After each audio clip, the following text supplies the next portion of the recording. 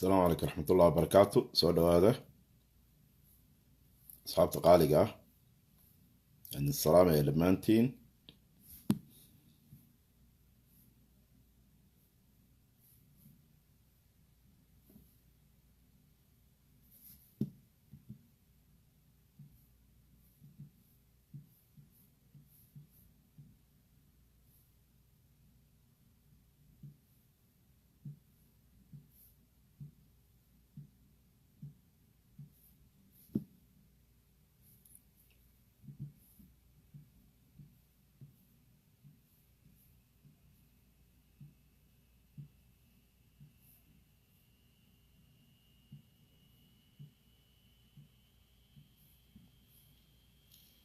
سؤال هذا أصحاب تقاليقة.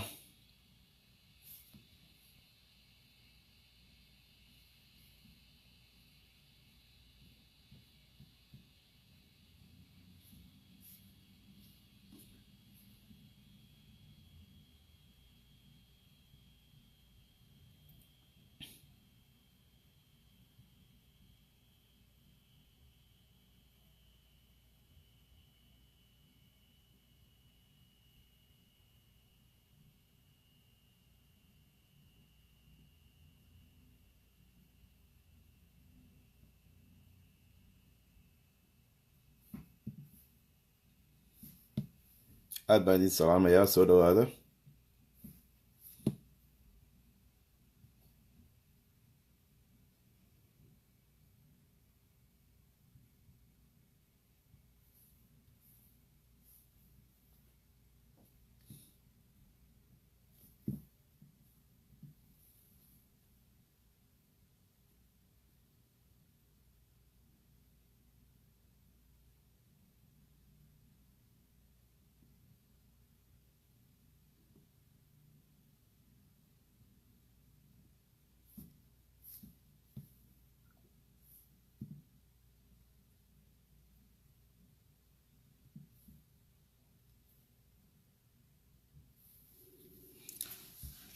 soo dhawaada asxaab taqaaliga.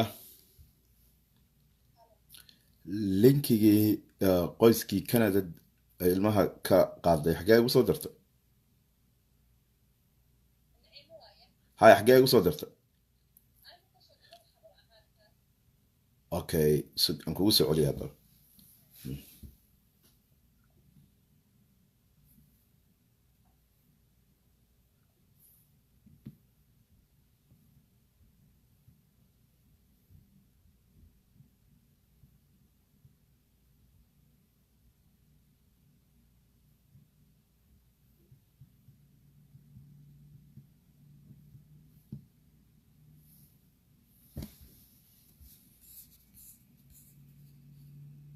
aad baan idiin salaamaya asxaabta qaaliga ah.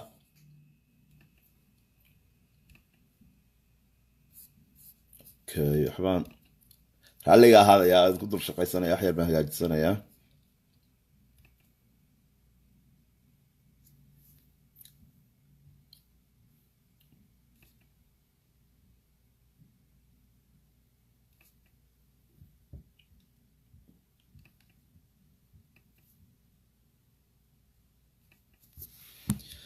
waa idin salaamayaa dhammaantiin. sheergareeya barnaamijka.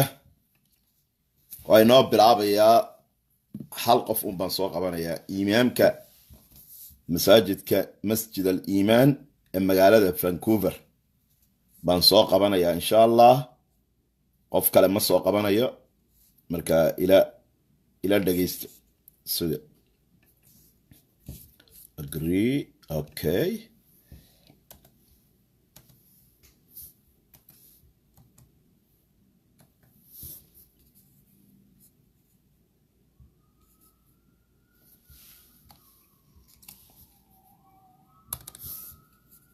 okay.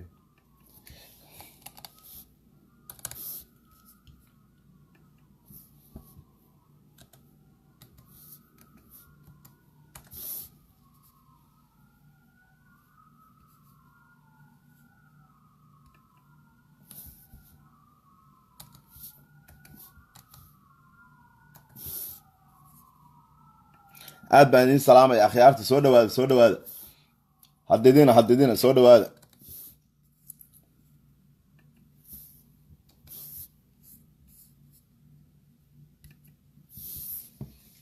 soo dhawaada meel kastaad joogtaan.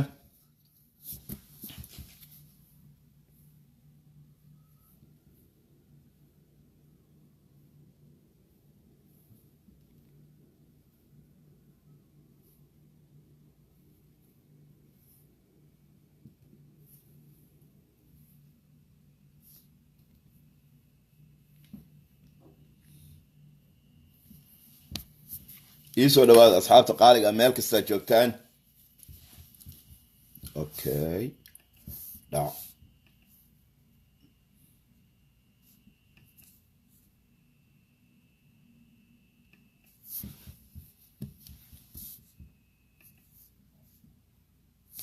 akhayagay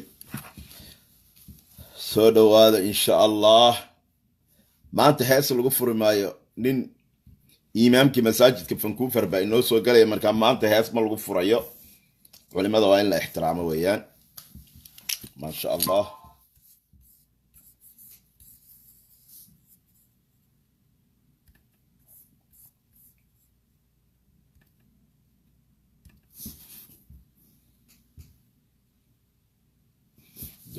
okay okay dhac waa dhammaystay. computer baan wax ku shubanayay, waa dhammaystay insha allah. aada mahadsantihiin samirkaad ii samirteen. suga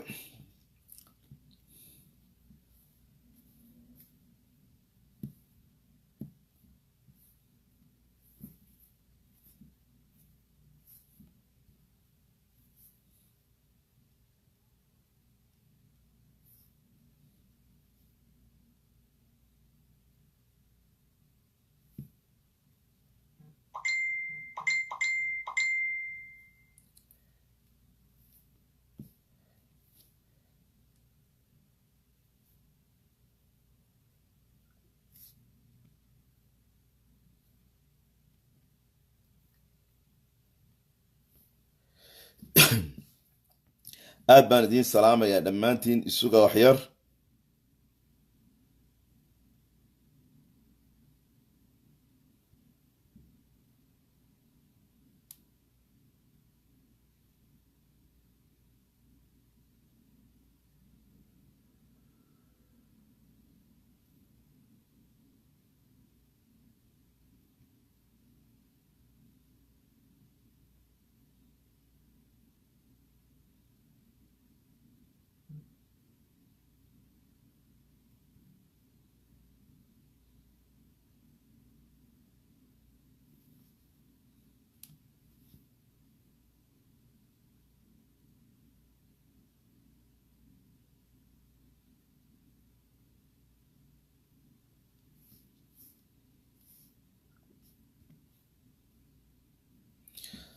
okay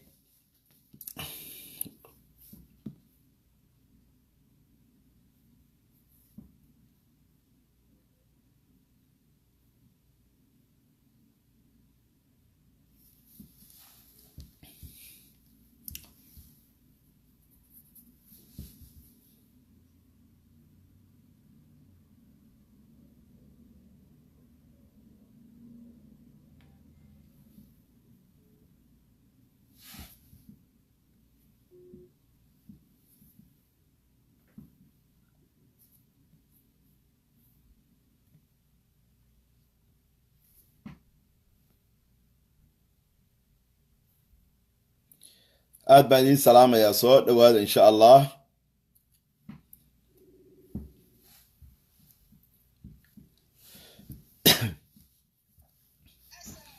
wacalaykum salaam. waxaad ii soo dirtaa telefoonkan ku hadlayuu ku jiraa baan u malaynayaa famligii Vancouver ee Canada.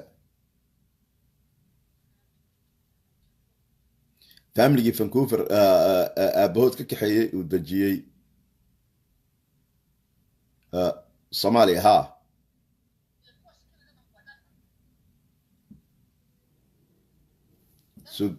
okay inaan kan ka baxay noqonaysaa. bal waan isku dayay kan inaan ka baxaan isku daya.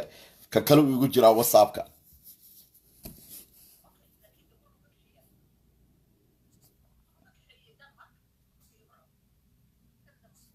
ما هو فانكوفر واي سج...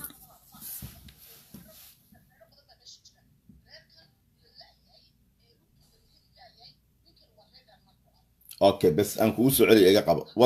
واتساب كاي ku jira inaan ka baxaan isku dayay okay xaliga hadaya telefoonkan uu ku jira kale aan kala hadlayo qaab kale ku raadinaya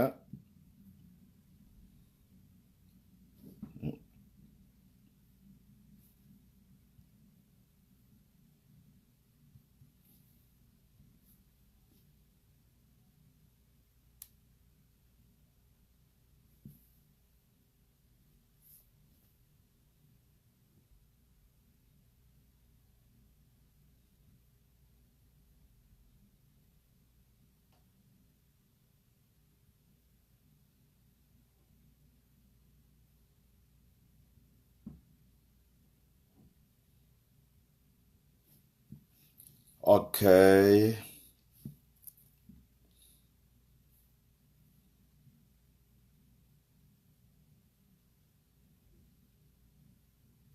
oh sure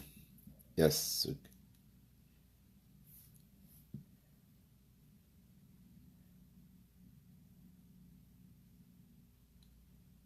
yes waa helay waan helay Soomaaliyeey horta marka ugu horeysa bismillaahi raxmaani raxiim alxamdulilaahi rabbil caalamiin wasalaatu wasalaamu calaa ashrafil mursaliin sayidina maxamedin wacala aalihi wa asxaabihi ajmaciin amaa bacd inta magacayga iyo muuqayga taqaanaba waa walaalkiin cabdixakiin cusmaan nuur oo ku magac dheer sheekh soomaali xerta shiikha magaalada minneapolis gobolka minnesota inta ay nacab inta ay jecel inta ay taageersan dhammaantiin waxaan idinku wada salaamaya salaanta islaamka assalaamu calaykum waraxmatullaahi wabarakaatu maanta barnaamijkeenan wuxuu ku saabsan yahay maanta barnaamijkeenan wuxuu ku saabsan yahay aabe Soomaaliyeed degan wadanka Canada gaar ahaan magaalada Vancouver aad looga yaqaanay ehel khayr dadka oo dhan wada garanayaan reer Vancouver oo dhan ayaa caruurtiisii oo markaas 3 ka koobnayd iyo gabadho uur lahayd baan u malaynayaa 4 ayaa waxa uu raray Soomaaliya gaar ahaan Muqdisho waa saan jeclahay waa idin daari doona waxa uu dajiyay u dhisay guri weyn yani maanta waxa inoo warrami doona horta barnaamijkan marti inoogu ah imaamka masjid al-iimaan ee magaalada Vancouver Sheekh Cusmaan aabahaas qoyskiisii dacwadii waxay ka socotaa magaalada Muqdisho waxaa haysa haddaan xusuustay isaga aan u dira linkiga okay linkiga aan u diraya isaga okay okay waa u dira dacwadii waxay ka socotaa magaalada Muqdisho aabihii caruurtii oo 4 waxaa ka xaysay Hana Abukar meel ilaa iyo hadda ay ku sugan yihiin laba hayo jaan iyo cirib meel ay dhigeen iyo meel ay ku qarisay barnaamij bay ka diyaarisay iyadoo dhaasa ninku gabadha uu abayusay waa ka waxa ma siiyo reer Vancouver oo dhan oo imaamkii ugu horeeyo yaa ila soo hadlay waxa ila soo hadasho kale maamo iyadana quraanka u dhigtay ciyaalka oo laga yaqaan oo ciyaalka dugsi quraanka macallimad u ahayd kiiska hadda waxa uu ka socdaa magaalada Muqdisho waxa gacanta ku haysa gabar looyarada oo la yiraahdo Xaliimo Maxamed oo maanta wada hadlanay haddar way cudur daartay waxay tiri leed weeyaan Soomaaliya iyada aroorta markay u tahay xageena ayaan wareysan doonaa barnaamijku waxa inoogu marti ah oo inoo imaanaya imaamka masaajidka magaalada Vancouver isaga ayaan idin sharxay isaga ayaan dhageysan doontaan hadduu ilaahay yiraahdo laakiin waxaan rabaa before ayna halkaas gaadhin in aan idin tuso qisadani xagay ka dhacday maxay ahayd goormayse Hana gashay okay ila wadaag asxaabta qaaliga waan hela my waan hela qoyski okay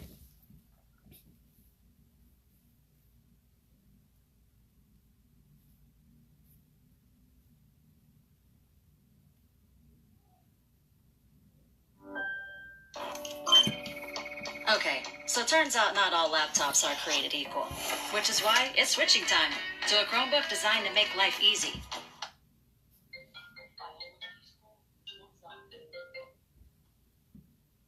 السلام عليكم يوتيوب لايف aan ku jiro ku soo waca ma hadli karayaa okay barnaamij waa reerka أعوذ بالله من الشيطان الرجيم بسم الله الرحمن الرحيم توكلت على الله وكفى بالله وكيلا لا حول ولا قوة إلا بالله العلي العظيم حسبنا الله ونعمة الوكيل لا إله إلا أنت سبحانك إني كنت من الظالمين أعوذ بالله من الشيطان الرجيم بسم الله الرحمن الرحيم Somali weyn waa ima qashaana malaya codkayga iyo sawirkayga ma isleeyahay salaamu calaykum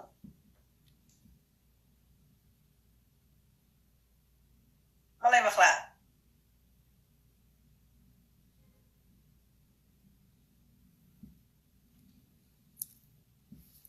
salaamu calaykum waxaan idin hayaa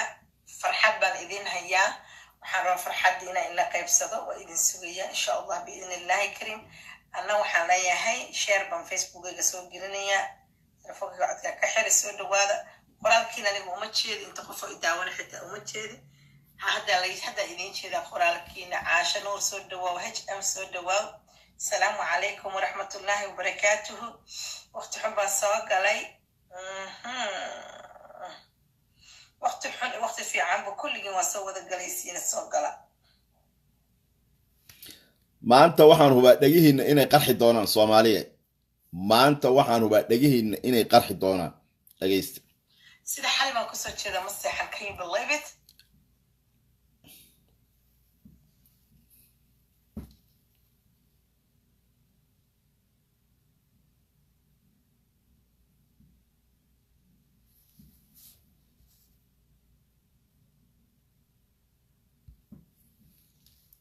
okay hadal de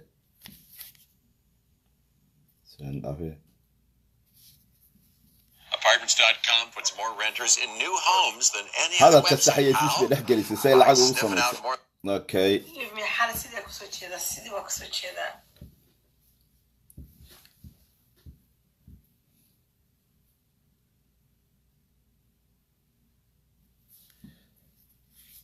maxaa ku dhacay de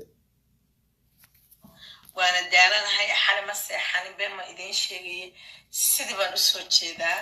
sidii xalay aan u soo jeedaa aad iyo aad iyo aad iyo aad iyo aad baan u daalanahay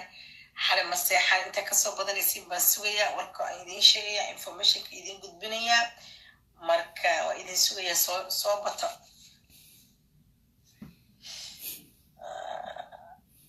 toddoba saac waay sweden meeqaa saaca u tahay maanta sabti waay sweden meeqaa saaca u tahay sweden 8 saaca u tahay waa la hurdaa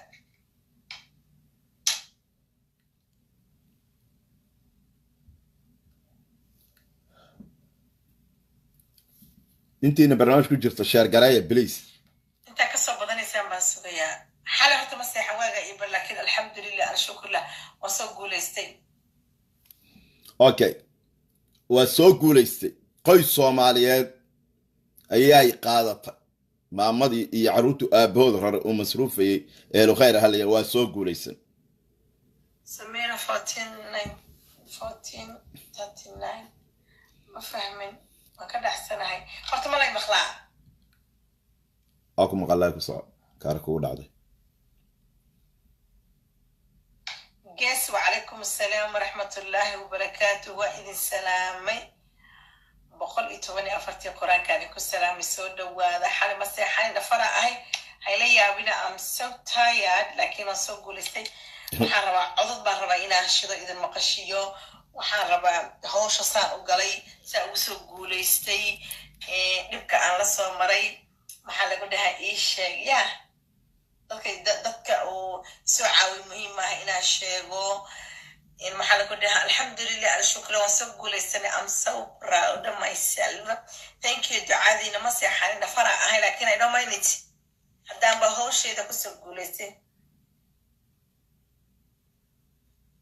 سهرة على هردة ومهم لكني هردة ما كقاركو حكا وحكسي مهم سنوش أهيسي نفط بلو أدك أبد بعدين أياك مهم سنورد هردة أنا وأنا هلا وإيتا لا ما أنت علي عاش ما كورينا يو ويقدر بقولني واسحنا يا إلا بريوان شيء فكرة إلا عاوة شيء فكرة لكن مهمة ده حاول قفك أبد بعدين يصير وإنا ماشي أكسر ودي كوكو هاي marka ka soo kaxays waa inaad meel kale keentid oo maxaa lagu dhahaa ishak safety ah so ilaa qofka meel safety ah ka geeyo ala maanta buraburka dhegeysto waxay isoo dirtay buraburkada in dhegeysto buraburkeeda iyo waxeeda ma rabna na dhaafi soo saare karta you know what hore baan ikugu sheegay qofu ilaahay wato cid hor istaagi karta ma jirta I believe that okay qofku ilaahay salaan yaa u jeed maryam waxaa sheegayso rumahay waan dhafarsanahay qoraalkiina ma jeeda haddaan ku salaamu waay don't get me wrong ilaa xali baan soo jeeda sidaan kusoo jeeda hadda adigu iisoo seexad aniguma soo seexanay si weli steve waan huldadara inaan saxno hadda seexanaya marka lifekan ka baxa salaadaygaan isku dara digaan layahay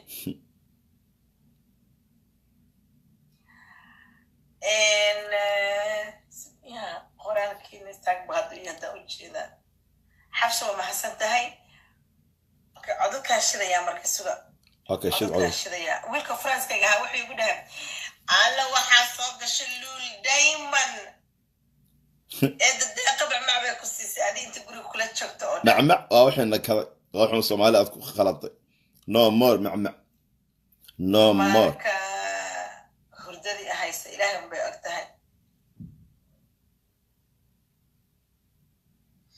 سقط برامج كان إلين شدها. لا برامج ما رحنا وكاذبة. automatically عدك أريكول قريمة شكرا كشكينا يا كدب عدك أريكول قرينا عدك أول محل ولا هيكول قرية سودينا يا then once automatically وان كبحة يقفن سوقي مشرتو نفع أي مسيح على حد بس وكذي مركو حاب بلعبة واسوا بدت لو بخل بأمس توقعته شكرا باللعبة مركو أوكي قبل بوحي لسه حريت الصومالي أوكي gabar Soomaaliya waxa ila soo xiriirtay 2 months ago okay laba bilood ka hor gabar Soomaaliya waa ila soo xiriirtay gabar aad u dhiban bay ahayd gabadha waxay tiri hooyadii ma noola aabihii dhalay ma noola listen here inaad ku cimri qaadataan baan rabaa dadka ilmaha agoonta rajada haaya okay هوي أبا ما خبي قلت عاون إذا لايف سو قلنا إن شاء الله بإذن الله كريم إيانا شيء كذا 1 by 1 شغيسة لكن أنا وحاربة إلى أصول وحاوي إيانا هرنا إلى إذن شيء دعادينا إنك جمع هذا عليا عددك هوري عوقبتي يبقى أوصل صار ماشي أي شوكتي إنا كشكي part 1 part 2 إذا كشكين دون إذا سو لايف وريس دون تلفون كي هو كي هو إما قشصفي على إما قشي ماهن مالي مخلا هرت مسكر جالس كدر ماي واو الفرع هاي تبكر مالي مخلا دايما هاي لا يابنا حالة مسيح حالة هواي ما خشين اوكي جواد عنيتو 2 months ago بيسوا وعدي وحي قلت له هذه حالة وان لبانا هاي وحان كائماذي ودمض قربها كائماذي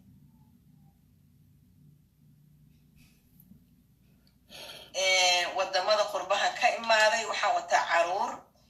hooyaday aabahay waa dhinteen voice is good thank you amaale soo dhaw alaykum asalaam xabiibti hooyaday aabahay way dhinteen haye hooyo aaba kala Soomaaliya isoo korsaday haye waxay ugu tiri awsiyaan nin baa lagu daray oo asna isku meel joogaan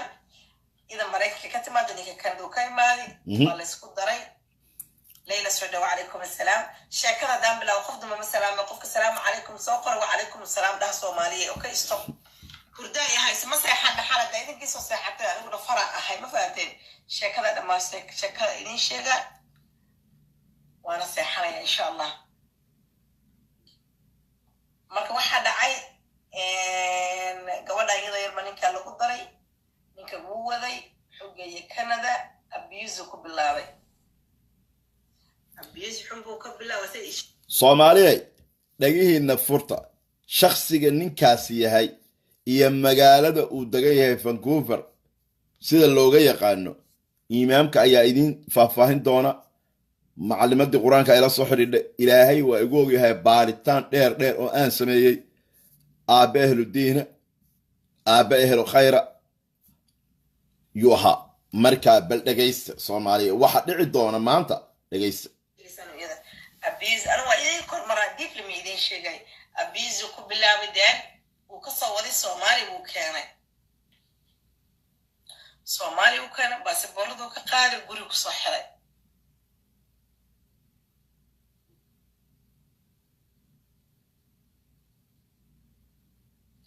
raashin ma siin jirin cunto ma siin jirin lacag ma siin jirin waxay tiri dhar ma haysto waxay tiri kaba la'aana ahay kabaha waxay tiri marka iga go'aan duni cirbad intaan qaadan talaay tirada waan talaa kabti waxaan isku talaa kabti wixii iga go'a waan isku talaa adigu lagama sheekayn karo the worst things is so much okay ani marka isoo wacda dhagaysaa kule lisaniya okay number 1 waxa sameynaa ku dhibaatay baradaada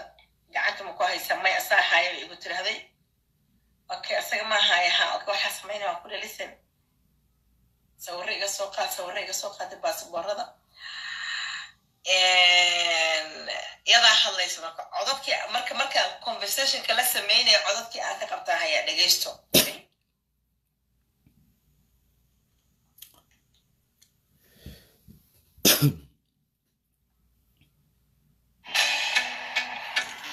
xayeysiin bay dhex geysay wayna dhaafinaya u kaadiya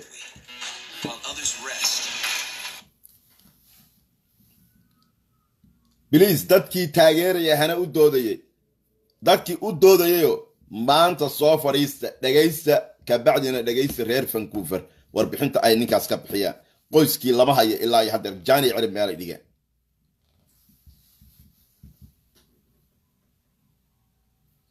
waxaan halkan ugu mahadcelinayaa qof isiiyey awoodda inaan kaga soo saara Soomaaliya Muqdisho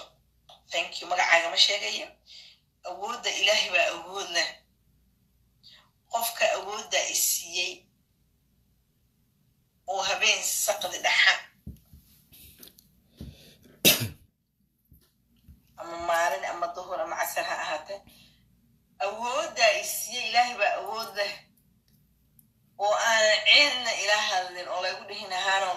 qof saa kuu fiirin karta ma jirta mahan adaa iskale Muqdisho go ahead thank you abaalkaaga magoos qof kasta u mahadcelinayaa thank you aad baa umahadsan tahay qofka sayto waad mahadsantaa ka codadkii baa shila gabadh maanta kow isoo wiciisa dhegaysto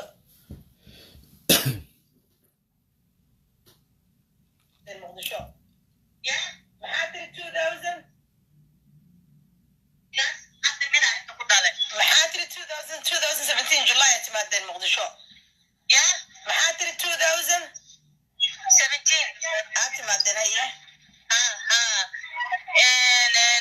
saddex cunuga markaas watay haya hadda cunuga ku dhashay oo wuxuu jiraa 1 sano iyo 5 bilood jira haya asiga sharci ma haysto aniga passportkii Mareykanka iga dhacay wiilkoo kaleeto oo biilasha kaleeto saddex ugu yaraayna passportka ka dhacay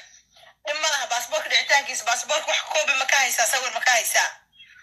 waan ka soo qaadi karaa social security waan haystaa soo passportadana sawir waan soo qaadi karaa iyo ilmaha citizenship code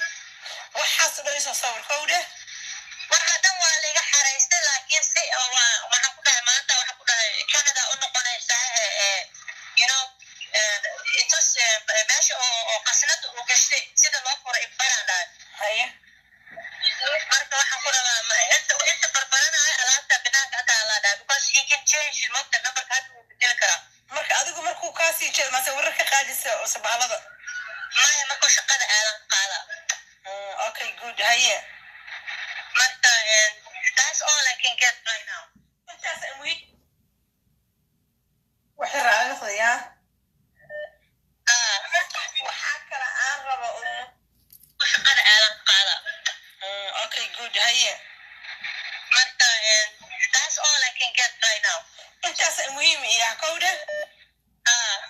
waxaa kale aan rabo muhiim ah xaafadaada Canada ma degnayn mise waxaa degnayd Mareykanka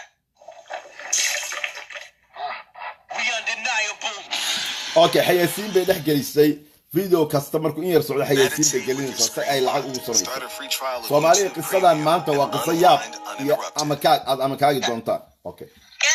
كندا ما دقنا مس مريكان كا أنا كان مريكان كا كسر قري مريكان كا اللي كسر راسي لكن حتى واحد كسر تقنا كندا كسر تقنا أوكي هو إذا يا أباها ولا منولي مسوا دينتين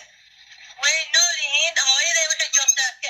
حمري وسوق وتا إذا جوتا أبين وحد جوتا مريكان جوتا مكوي كلنا مسكوي كسر كرصدي على شيء إني إذا أيوة يسوق كرصدي لكن إني إذا لنا يقرأ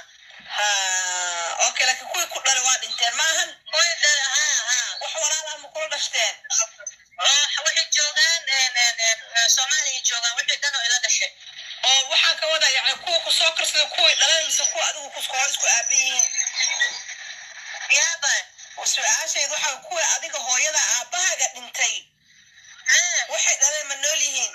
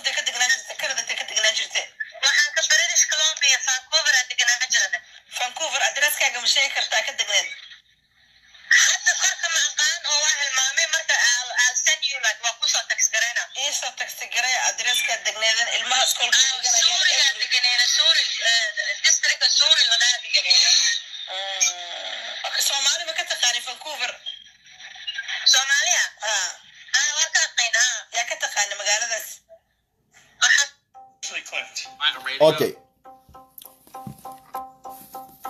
حياسين بس واقع شيء اوكي نضاف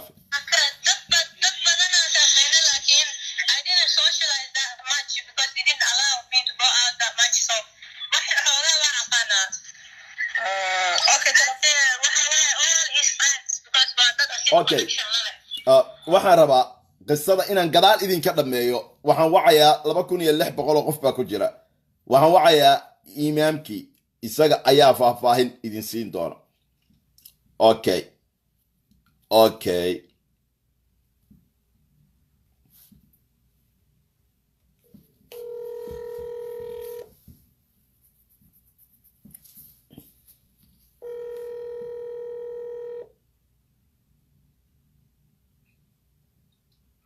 السلام عليكم. وعليكم السلام ورحمة الله. إمام شيخ عثمان صماها. أهلا وسهلا ويسقها. الله يخليك عدك أنا كروقات لبكون يلح بقولوا قف الصومالية أياك داوانيا برنامجكي قيسكي مقالة الدقناء المرخاتيكا كأحي وان دار فيديو غودي دادكي الصومالية نوا دقيستين لبكون يلح بقولوا قف باكو جرا magacaago saddexan masaajidkaad imaamka ka tahay iyo qisada reerkaas inaad ka sheekaysid ayaan rabnaa. Assalaamu alaykum. Ma maqlay horta ma maqlaysaa marka hore intaan waa lagu maqlayaa codka laakiin in yar igu yarada dadka ma maqashaa.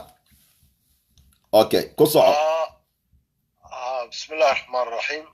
Alhamdulillahi rabbil alamin. Sallallahu wasallam ala sayyidil mursalin sayyidina Muhammad wa ala alihi وصحبه وسلم أجمعين. walaal aniga magacayga waxaa la yidhahdaa sheekh cusmaan xaaji maxamed sheekh cusmaan xaaji madad waxaan imaam ka ahay al-iman islamic center masaajid la yidhaahdo oo ku yaalo Surrey BC British Columbia gobolka la yidhaahdo ee Canada ka mid ah galbeed Canada ku yaala marka horta intaas waa magacayga iyo masjidkaan imaamka ka ahay waxaan usoo gudbayaa arrinta su-aashaad i weydiisay oo qisada reerkan dhibta ku dhacday magaaladan deganaa aan aqoon fiican aan u leeyahay labadaba odayga iyo gabadha xaaskiisaba iyo ilmahay dhaleen waxay ahaayeen reer aad iyo aad wanaagsan oo nagu xiran oo masaajidkeena ku xiran ninka odayga gabadha qabana wuxuuba ahaa dadka communitygeenii ugu activesan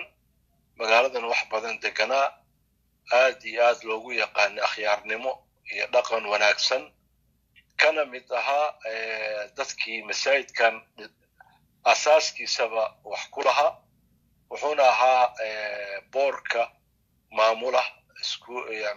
yani masjidka ayuu ka mid ahaa nin wuxuu ahaa aad yani bulshada dhexdeeda ixtiraam ugu leh shaqaysta ardayna ahaa dhinac kale dadaala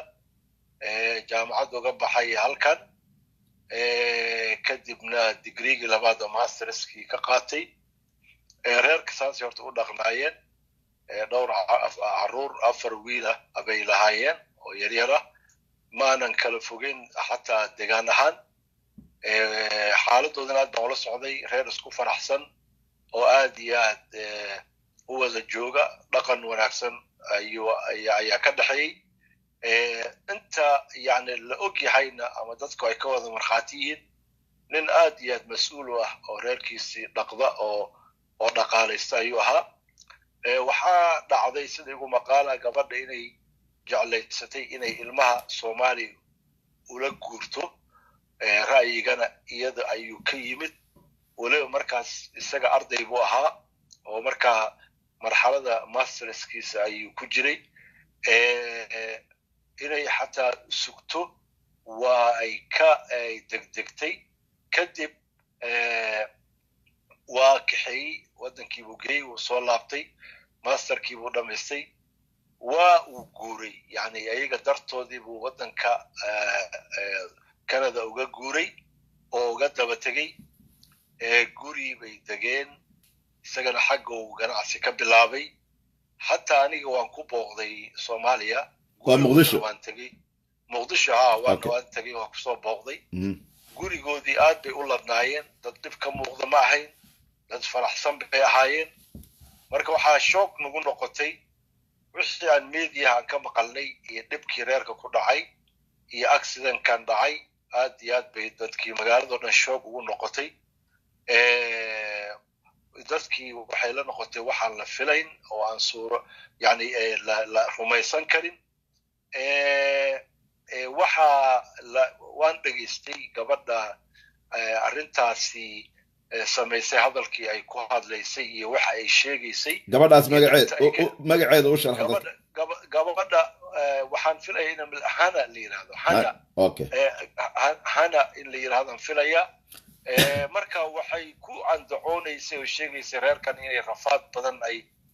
lagu hayay abuse badan lagu hayay dhibaato badan lagu hayay gaajo lagu hayay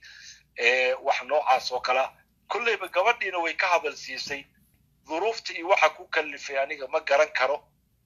laakiin waxaan ogaa inuu aad iyo aad ugu ronaa hal tusaale haddaan ku siiyo ninka yani reerkiisa wanaag uu qabay markii uu isaga halkan masterkiisa uu dhammaystay oo uu u socday ayuu wuxuu surprise ahaan gabadh iyadoon ogeyn baasaboorkeedii halkan bay yani u yaaleen yani reerku waxay ahayn 2 citizen bay lahaayeen American way ahayn citizen iyo Canadian citizen marka baasaboorradoodii kay ku baxday mooyaane kii kale halka yaalay iyo kiisii wuxuu ku qaaday iyadoon ogeyn visa ugu qaaday umra ah oo markii uu xagga tagay iyadoon filayn uu yiri waxaan ku geynayaa umro oo uu kaxeeyey oo maka geeyey oo madiine geeyey oo maasha allah halkaas yani oo aad iyo aad uga soo farxiyey marka reerka horta sidaasay u dhaqnaayeen wax dhib oo laga maqlayna ma jirin waxaanan la yaabanahay haddii xataa gabadha ay dhib qabto dadka uu ka dhow oo aad hoos uga warqabaan ahayn ama dad badan oo saaxiibo ahoo magaalada degan oo dad asxaabteedii baa deganaa dadkii dhan waa la isweydiiyey war gabadha wax dhiba oo ay sheegatay ama wax ku dhacay ama wax sidee wax u gaareen qof ay kala tashatay ama ay u warrantay ma jirta ilaahay hadda lama hayo marka intaas waa horta intaan ka ognahay waxaan aad iyo aad noo walwalgelisay ilmaha masaakiinta ee yaryaraa ee waalidkoodu uu geeyey dugsi qur'aan oo qur'aanka xifdinayeen iskuulna uu geeyey oo runtii uu jeclaa inay diintoodina bartaan dhaqankoodina ay bartaan waxbarashadoodina uu dadaal gaara iska saarayay in iyadana markii hore saas baan doonayaa ay lahayd in maanta aan meel lagu ogeyn xataa safetygooda iyo nabadgelyadooda waad garan kartaa yani waalid wax dhalay oo ilmo afara inta laga qaatay inay nool yihiin iyo in kale meel ay ku dambeeyeen aan la ogeyn marka runtii qofkii jariimadaasi geystay waxa uu mudan yahay in runtii laga daba tago lagulana xisaabtamo maxaa yeelay damageka ama dhibaatada intaa la eg ee loo geystay waalidkii dhalay sidoo kale ilmaha yararka ee masaakiinta ma aragtay hadda dhibta haysata oo aan iskuul aan u filaynin inay hadda dhigtaan ama meel ay joogaanba xataa aan la ogeyn khatarta jirta iyo waxyaabaha la sheegayana si yani meel walbaba la sheegayo waa dhibaato runtii reerka ku dhacday waana u ducaynaa ilaahayna waxaan uga rajaynaynaa inuu ilaahi subxaanahu watacaala ayagoo samata yani nabada yani u keeno waalidkood dhib ma lehe dadku iskhilaafi karaa gabadha hadday qoonsatay ninkii qabay jidad badan baa u furnaa inay dadka u warranto ehelkeeda u warranto culummada magaalada joogta hadday dhib waagi jiray ay u warranto dadka ay isleedahay waxbay kula qaban karaan nin dhib laga fili karay ma ahayn sida ay jeceshahay baa markaasi ay loo yeeli lahaa tan labaad haddii xataa ay soomaaliya nacday waktiga ay joogtay waxaa u suuragal ahayd inay xataa isaga u sheegto iraado ay ku tiraahdo aniga waxaan rabaa inaan laabto oo ilmahayga inaan dib u laabto dee tala ka dhaxaysa ahay laba qof oo isu dhaxay oo carruur isu dhalay oo isqabay laakiin sida tan oo khiyaamada ah hadda yani wax u dhaceen oo gabadha sida loo marin habaabiyey iyo waxa ku dhacay aanan fahmaynin arrintaasaa dhacday marka intaa waa inta aan ka ogahay aan hoosna ula soconno maalin walbana jaaliyadda magaaladan aan degannahay isweydiiyaa war ilmihii ma la helay walma nabad qabaan maxaa soo kordhay dhibtaas oo hadda aan u malaynayo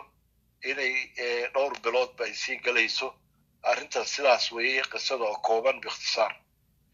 okay sheekhow ilaahay khayr ha ku siiyo waxaad noo sheegtay markuu ninku raray reerka uu muqdisho geeyey in aad muqdisho gurigii ugu tagtay adoo Canada ka tagay waa jirta ha inaan gurigooda ugu tagay gurigoodana weliba marti u noqday aad bay u ladnaayeen wax buuqa kama taagnayn dad isku faraxsan bay ahaayeen okay ninkuna wuxuu ahaa nin ahludiin oo masaajidka ku xiran weliba ka tirsan boorka masaajidka masjid al-iimaan magaalada Vancouver welina waa sidaas haddaan kuu sheegay nin yani akhyaara dhaqan xumaan lagu ogeyn balwad aan lahayn masaajidka balse dadka si walbaba u taageersan yani dhaqaale ahaan inuu ku bixinteeda iyo juhdigiisa wixii uu gelin karo oo jaaliyadaasi masaajidkeedii diintooda lagu horumarin karo qayb ka buu ahaa runtiina intii uu ka maqnaa xataa waa la misgareeyey marka dhibta ku dhacdayna dadka aad iyo aad baa looga naxay waxaan ilaahay ka rajaynaynaa inuu soo fududeeyo oo reerkaas isagoo nabada ilaahay si degdega isugu soo celiyo ciddii ka dambaysay falkaas khaladkaana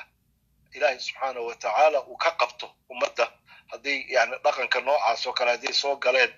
dad reeraha u kala burburiya sidaas oo kale ama dhibaato yani maaragtay ku sameeya yani waxaan leenahay allaha ka qabto ummadda intaasaan yani okay sheekhow ilaahay khayraa ku siiyo qoyskii hadda meel alla iyo meelay ku sugan yihiin lama hayo soo maaha lama hayo ilaa iyo maantan hadda aan wada hadlayna saacadan lama hayo shalay baa suukaay dambaysay aan wada hadlaynay waalidkii maantadan hadda ila hadlays meel kuma ogi buu yidhi marka yani runtii dhib weyn baa reerkaasi gaaray sheekhow ilaahay khayraa ku siiyo waxaan la xidhiiray looyarada kayska haysa oo la yidhaahdo xaliimo maxamed in la yidhahdaan jeclahay muqdisho joogta dacwadda muqdisho ka socota maxay tahay iyadu wuxuu ii sheegay inuu looyarad qabsaday gabar soomaaliyeed oo looyarada oo muqdisho joogta oo keeskan ay gacanta ku hayso marka iyada ayaa hawshii ku jirta buu yidhi dabcan dee wax alla qofkii aad aragtaan oo u baahan arrinta ku tacalluqdo gabadhaas hadda ilmaha dhibtaasi lagu tuhmayay inay u geysatay ama iyadaba sheegatay inay iyada ka saartay halka waxay la xiriiri karaan buu yidhi gabadha looyarada hadday cid jirto danaynayso ama baahay u qabto arrimo dhibaatooyin ku dhacay ama lagu sameeyey oo kaga yimid gabadha hadda aan haynay magaceeda hana abukar okay sheekhow markaa ninku hadda muqdisho joogaa looyarada wuxuu u qabsaday soomaha inuu dacweeyo hana abukar طبعا مقدشو كقبصدي طبعا يعني انه حقيسي هلو اولاديسنا لو سو عليو ظلميغا عده جيستينا هذا ظلميغا هذا مارتي اي بخسو برايس كيسا قفكي دبكا جيسي دبكا انت لاك واد غرا كرتا ودمدان ان كنول لهي جريمه انت لاك انت يعني قفكا اي كو عداتو ماشي uu marayo marka waxaan rajaynaynaa in Soomaaliyana ay hesho cadaalad gabadhaas wixii yani ay geysatay inay maartay cadaalad la mariyo ayaan ilaahay ka rajaynaynaa okay ilaahay subxaanahu wa ta'aala horta ha u soo saaro aabahaas ciyaalkiisa jaaliyada Soomaaliyeed degan magaalada Vancouver sidee bay arrintan u arkeen wallahi arrintu waxa aad bay shoog iyo naxdin ugu noqotay يعني هدي قف أو لا يقانو أما دقن حمى لو يقانا أما أبيوس لو يقانا أما هري دعوين أوجي لان أو لأوجي أي حال هاي تدتكو ويبقى جروسن حيانا ده نكاسو كسور قلب لديه لها هاي شيء نكاسو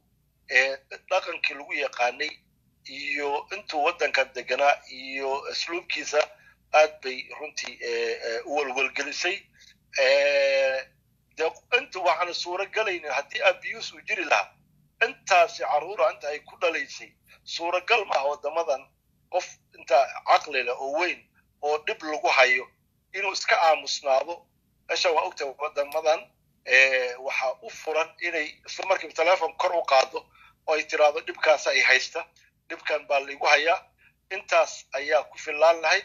laakiin weli lagama hayn inay dacwo noocaasa ay dacwotay ama boolis ay wacatay ama dad kale ay la sheergaraysay si wax looga qabto marka say wax u dhaceen waa la garan la'yahay marka arrinta halkaas bay maartay ay maraysaa kullayba xaqaa'iqda way soo bixi doontaa ma laga report gareeyay caruurtii ma loo sheegay bacdama ay Canadian ahaayeen aabahood iyo community ma sameeyeen inay wadanka Canada dawladda Canada lala socodsiiyo arrintii taas kullayba aniga aqoontayda war uma hayo hadday jiraan dad report gareeyay oo community-geena ka mid ah taas ilaahay hadda waxaan aniga yani ka ogahay ma jirto imisa bilood bay hadda qoyskaas la la'yahay wallahi تقريبا ما حسوست لكن كل لابو بيلود وكبدن تاع فيليا مال جاني عرب دغانا لما هيو ولي walka qofku waxa walwalinay ilmaha nabadgelyadooda tolo ma nabad qabaan waalid wax dhalay oo ilmihiisa jeclaa oo wax bari jiray anug yar oo Soomaali ku dhashay baa ku jira xataa ma garatay marka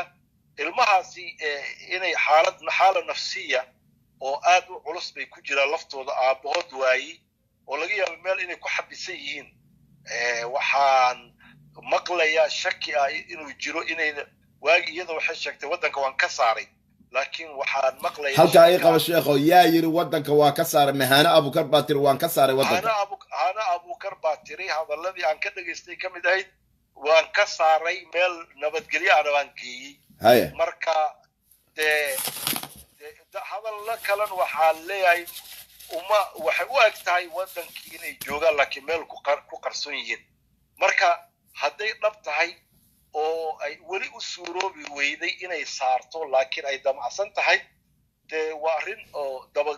dabageli karo oo ilaahay idinkiisa ilmahaasi nabadgelyadoodii iyo inay waalidkood u noqdaan baan rajaynaynaa haddii kalese haddii dibadda xataa loo saaro ilmo canadiana ama americana kolleyba waxay ku soo laaban lahaayeen waddamadii ay haysteen dhalashadeeda maaragtay waa la arki lahaa laakiin ilaa iyo hadda meelay lagu sheegay haddayna jirin runtii arrintaas walwal weyn bay dadka gelisay gaar ahaan waalidkii aabihii dhalay iyo qaraabadoodiba ugu dambayn sheekha horta ilaahay khayr ha ku siiyo dad badan ma oran karo shakhsiyaad wax magarata ah oo social mediaha ku jira oo hana abukar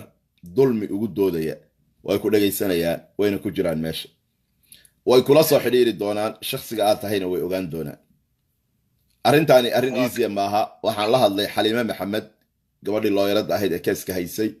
xilli dambe ayay hadda u tahay aroorta marka muqdisho waagu u baryo ayaan wada hadlanaa marka ummadda Soomaaliyeed ugu dambayn bacdama aad nin iimaama tahay inuu ka faa'iideysanaya 2500 qof bay hadda maraysaa inta ku daawanaysaa ma ku dhageysanaysaa ummadda Soomaaliyeed gabadhani dhibaato weyn ayay u geysatay shacabka Soomaaliyeed hana abukar leeyahay qoysas Soomaaliyeed bay burburisay oo arkasid qoyskaas inuu ka mid yahay dhibaatooyin aad u badanna waa ay geysatay caruuraa la leeyahay reeray kala furtay gabadh bay tiri aabaheeda fuulay been bay ahayd ugu dambayn maxaad ku goobaabinaysaa shacabka Soomaaliyeed khaasatan hooyooyinka qurbaha jooga ee caruurta haysta ee ay ka faa'iideysanayso bismillaahir rahmaanir rahiim aad baad u mahadsantahay Cabdulxakiim waxaan leeyahay ama message-kayga ama risaaladayda bulshada Soomaaliyeed ee qurbaha ku nool waxaan leeyahay aad iyo aad u feejignaada yaan lidin dagin dad waxaa jira aan alle ka baqaynin oo dugaaga oo danahoodii un fiirsanaya iyo xoolo iyo maado ayaga ay ka helayaan bani aadanka jiridiisa qiimo uguma fadhido dadnimadooda sharafkooda qiimo uguma fadhido marka dadka noocaas oo kala ah maanta waxaa la sheegayaa xataa bani aadamka in laga tijaariysanayo xubnihiisa marka dhibaatooyinka noocaas oo kala ah caatifad leedinku soo galo oo ina wax leedin qabanayo iyo wax noocaas oo kala war qofeedan aqoonin isahal iska ilaaliyo balse qof tuhun uu saaran yahay oo intaasoo dhibaatada dadku ay ka sheeganayaan de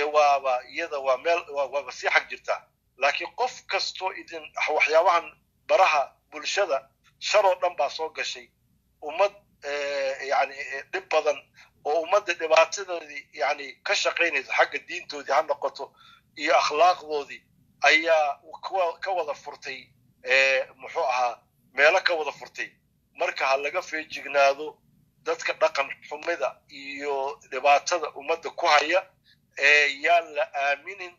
ilaa qof aad adiga taqaana 100% aad iska hubisay mooyaane asraartiina cidinaha maartay ha uga warramina yaan lidinku ma ogtahay yani lidinku ma ogtahay dagin waxbaa laga qabanaya caatifad dadkan waxtarnaa iyo wixii la mid ah waxaa la sheegayaa in maartay lacaga soo dira xataa lidin yiraahdo sadaqa soo dira yaa kafaalo qaaday in lacagtaasi in dad wax loogu qabanayo waxaase laga yaabaa in dad muslimiin kale lagu dhibaatooyin kale loogu geysto adigana aad yani lacagtii aad bixisay aad mas-uuliyaddeeda qaado yaan liska jiro dadka ummadaha dadka wax tarayo ee la yaqaano lagu kalsoon yahay haddaad sadaqa la baxaysaan oo idinka 100% aad hubtaan dadkaasi xaggoodii ku bixiya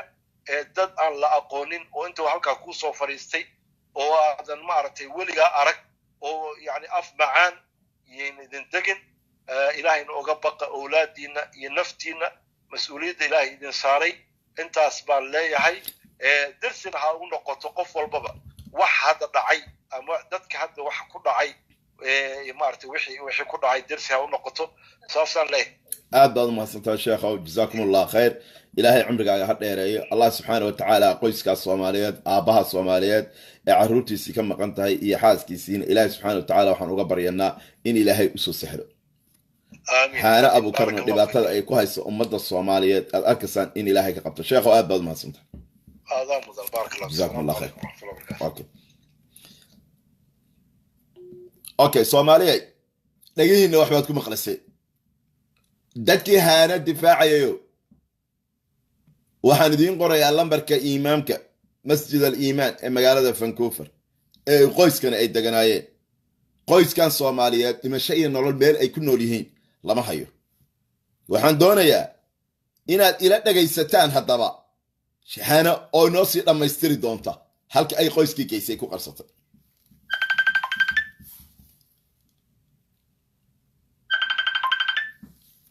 السلام عليكم ها خير ها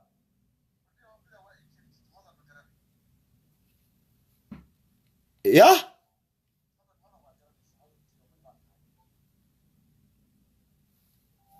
باكو سوعنا لايف بان كجيرا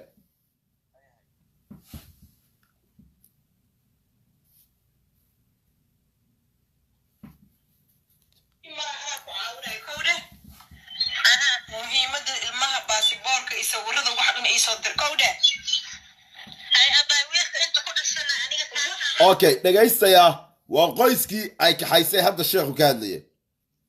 soo wada macal wiilka xagga ku dhashay macal adiga waxa dhan ku soo wadaya dalashada waxa haya bas wuxuu ku dhashtay digseer ku dhashtay waxa soo dhan ka warwana kan xagga ku dhashay bila sharci la'aanta macal adiga macal ilma ana ku soo saaray adigu nyamta iide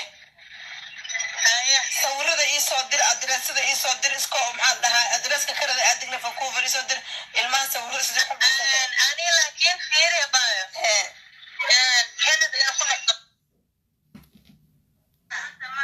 hatta ma aragtay I'm just talking to you I'm shaking wallahi I'm shaking I'm so scared hal muxuu sameeyay Nothing. Last night,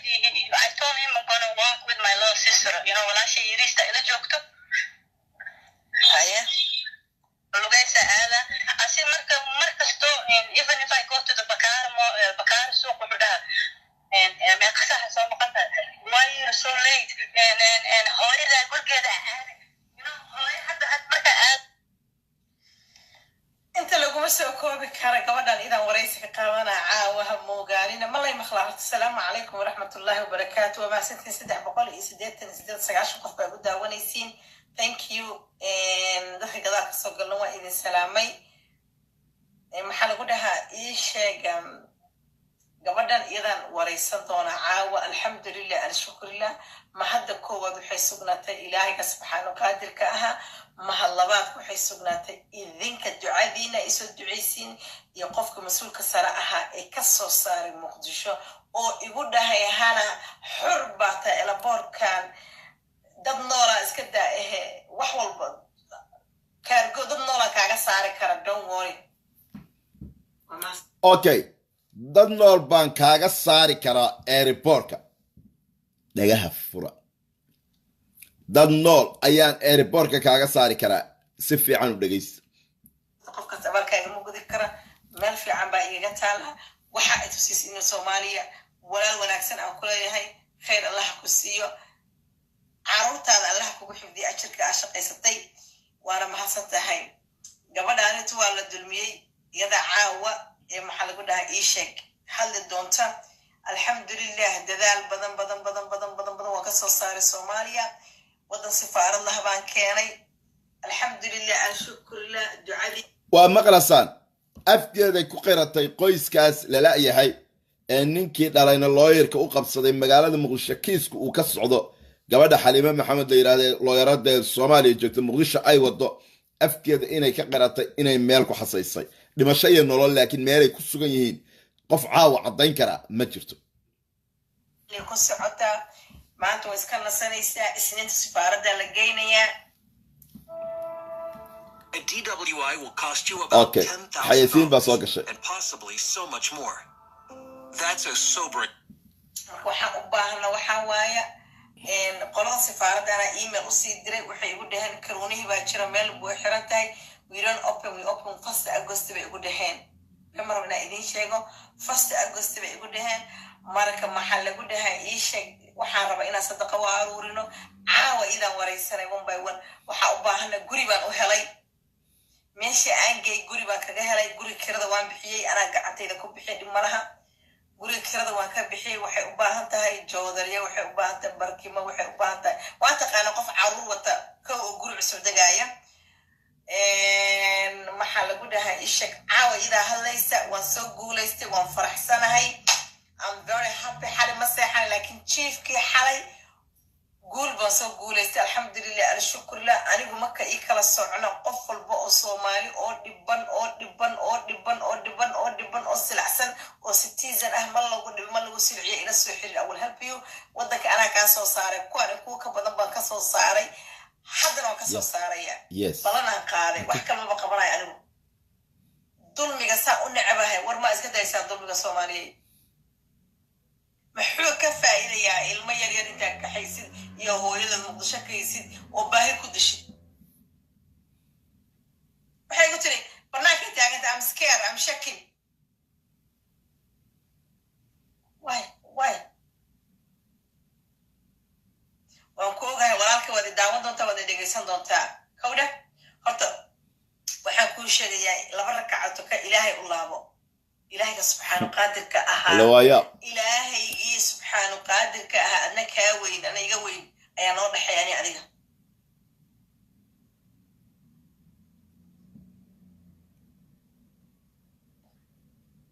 قبل أني كسان أقول عكر كوالو جينا أنا أصلا الله يلو جينا لو جي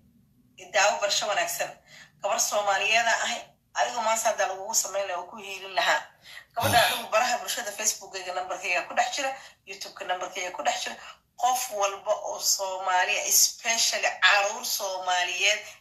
دبن سلعسل قف أنك جاي بيسنا يمجد الدون هو يدي من أوتش على هاي حد يانك يسوي فرسي وتر غير كان فرح كقاعد معي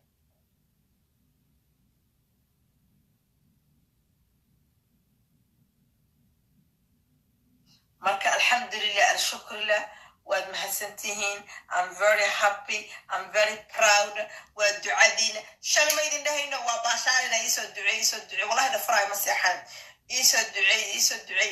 qabla la balansana waa 8 saac walina waaway waa ka sii baxaya qadka I'm very proud of myself alhamdulillah This summer we've given our tech a workout Soomaaliyay dhagihiina waxbaad ku maqlaysay idhiina waxbaad ku arkaysay qoyska Soomaaliyeed dhimashada nolol meel ay ku sugan yihiin lama hayo haddaba dadkii lahaa cadayn hal la keen ee haana u doodaya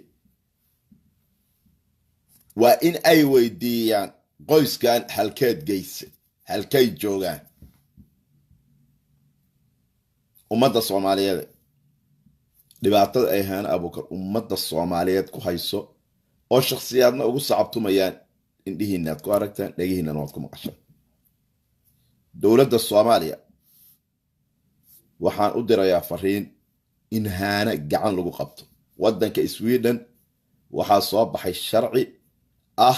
qofka passport Swedish ka haysta hadduu wadan kale dambi ka galo waa lagu xukumi karaa waana lagu xiri karaa haka warwarina in la yiraahdo qof passport Swedish haysta ayaa la xira oo la qabto sharcigaas soo baxay dadka reer Sweden waa wareysan kartaan meel walba waa laga heli karaa qofka passport Swedish ka wata dambiga wadanka ka galo wadanka uu markaa joogo waa lagu xiri karaa waana lagu maxkamadeyn karaa haana qoyskan waxay ka kaxaysay oo dambiga ku gashay waddanka Soomaaliya caasimadda Muqdisho dowladda federaalka ee Soomaaliya looyaradii kiiska haysay waa gabadha Soomaaliyeed ee looyarada ee joogta Muqdisho la yiraahdo Xaliima Maxamed aabihii waxa uu ku sugan yahay magaalada Muqdisho haana waxay ka soo degtay magaalada Muqdisho iyadoo la rabo in la qabto oo la xidho kiiskan loo xidho ayay ka soo carartay magaalada Muqdisho waxa ay timi magaalada Dhuusamareeb arintay u timi arin la dafiri karo oo la qarin karo ma ahay ilmo yar oo Soomaaliyeed oo gabar Soomaaliyeeda oo reerkoodii jaamacad ugu direen waddanka Suudaan magaalada Khartoum ayaa si khaldan ilmo yar ku dhashay ilmihii ayay maqashay haana waxa ay adeegsatay gabar la yiraahdo Fawziyo oo dhalatay beesha Isaaq reer abtigay iyo nin la yiraahdo Zaalim oo isaguna reer Xamar ah waxay tiri ilmahaas yar ana adabti garaysanaya oo korsanaya markay magaalada Muqdisho ka soo degtay ay maqashay in kiiska reerkani uu ku socdo waxa ay timi u soo carartay Dhuusamareeb waa maamulka Galmudug waxa lagu la kala wareegay ilmihii yara ilmihiina waxa soo waday gabadha Fawziye la yiraahdo iyo ninka Zaalim la yiraahdo idin sheegay ilmo in la korsado waa wax fiican waana korsan kartaa laakiin haana malaha adarays malaha meelay degan tahay ma haysata guri ma haysanta income ilmaha ay qaado ma yani ilma laga saarayo wadankii waa ilmahaas meel uu jaaniga cirib dhigay la heli maayo xaqiiqada dhabta Soomaaliya xataa dharkii ilmaha ay u soo gaday waa tii soo gelisay barteeda Facebook oo ay tiri ilmihii ayaan rabaa ilma markaad adabti garaysanas waddankaas ilmahaasi joogo Suudaan iyo waddanka ay baasaboorkiisa wato Sweden waddan saddexaad oo kale uma dhaxayn karo waa sharciga marka qofku ilma korsanayo uma dhaxayn karo maxaa keenay Soomaaliya ilaahay baan idinku dhaarshay maxaa keenay in intay soo marto Nairobi soo marto Muqdisho Dhuusamareeb lagu la kala wareego oo ilmihii halkaa lagu sugo qisada ay meesha u tagtay waa qisada markii filimkeedii uu gubtay waa ay ka carartay waxa ay tagtay magaalada Gaalkacyo dhinaca Galmudug way ka sii gudubtay hadda waxay u sii gudubtay dhinaca Puntland dadka Soomaaliyeed maamul goboleedyada khaasatan meeshay hadda ku sugan tahay horta Somaliland waa laga soo masaafuri laakiin meesha ay hadda ku sugan tahay Puntland waa in ilmahaas ilgaara lagu fiiriyo haano markastay waddanka timaado Soomaaliya qorshay ku timaadaa qorshahaas ay ku timaadaa waxa weeye marka ay banaanka joogto waxay gurtaa lacagayow macmacay soo cararay gabarba aabaheed kufsaday gabarba adeekeed uuriyay gabarba aabaheed uuriyay soo cararay marka lacagta urursiyo wixii sadaqaa ee loo dirayo waxa ay timaadaa Soomaaliya waxa ay ku timaadaa inay tiraahdo dad baan caawinaya ama ilmaan soo adabti garaysanaya caawintii ay dadka caawinaysay meelay ku caawisay ma haysan haana kiis way bilowdaa laakiin meel ku dhamaaday lama arkin weli ilmihii ay tiri waa soo adabti garaysanaya garoon ay kala duushay oo magaalada Muqdisho ama maamul goboleedyada ayaa garan kara ma garan kartaan meel alla iyo meel ay kala duushay ilmahaasi ma jirto ilmahaasi gacanta ay ku dhigtaa magaalada ay joogto Soomaaliya waa dayacan tahay waryaala yeena been isku sheegin Soomaaliya waa dayacan tahay qofka cadaanka ah ee dhakhtarka ah marka uu yimaado ama cadaan yimaadaan waxa loo malaynayaa dad hay'ada oo caawinaya laakiin shaqooyin badan bay u socdaan ilmaha yar hadda ee gabadha Soomaaliyeed Suudaan ku dhashay si uu gacantiisa ku galaba haana lacag aad u badan bay ku bixisay wuu galayaa okay isu ala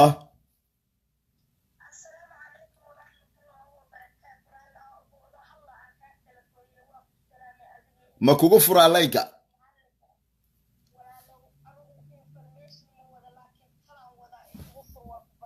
ku soco magacaaga saddexani meesha joogtay magacaygu waa raxma qaali waxaan joogaa wadanka ingiriiska ina adeer qaali horta ninka ilmaha laga qaaday ee weli ilmihiisii fadhiya ee dowladdii ilmuhu ay ku dhasheen oo sharcigooda ay haysteen aan dacwo geynin oo ilmihiisii aan ribood garaynin horta asagu dambiga ku jira arrimaha berri subax aad gudbinaysa ku dar baxar asaga hadda ku jira wuu ribood gareeye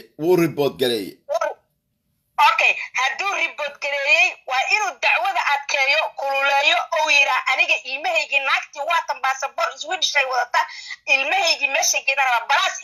Swedish inuu ka dacweeyo oo dacwadeeda baasaboorkeeda loo gudbiyo wadanka Sweden waaye xamarna hadday ku dhaaftay inuu hadda si degdeg Puntland ugu tiro fartin oo dawladdu ay Puntland la hadasho dhaha naagta hala soo qabtay laama naagta xamar kama dhoofi karta hadda waxay isku dayay diyaaradaha Puntland ka baxa oo Djibouti taga oo Djibouti ka baxo Dubai taga inay raacday rabta marka ina haddeertan Puntland naagta laga soo qabto ama hadday galmudug joogta la soo qabtay hadday Puntland joogta la soo qabtay xamar lagu soo celiyo way ninku laba bilood ilmihiisi maqan yihiin asaaba xanuunsanba ninku marada dhexdeeda ku xirto naagtii 3 ma 4 maalmood xamar la joogtay maha uu ka iskala hoteelada qaaliga korleed inay hormarmarto waa qalad balaas naagtu kaligeed ma shaqeeyo aeroboorka lagala shaqeeya booliiska lagala shaqeeya dawladda lagala shaqeeya everywhere shaqaaluhu jooga kaligeed ma shaqeeyo hadaladeeda ka dareemi hadaladeeda ka fahmi dadka shacabka ay lacagta sida adeegsi ka shaqo dawladda la shaqeeyda nafteeda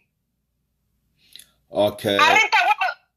cabdi xakiin wax laga hari kara maahan wax la fiirsan kara maahan waa isdaba joog waa naag faasiqada oo haddana Soomaalidii oo dhan oo wada muslima maskaxda uga tumanaysa dadka maxaa ka khaldan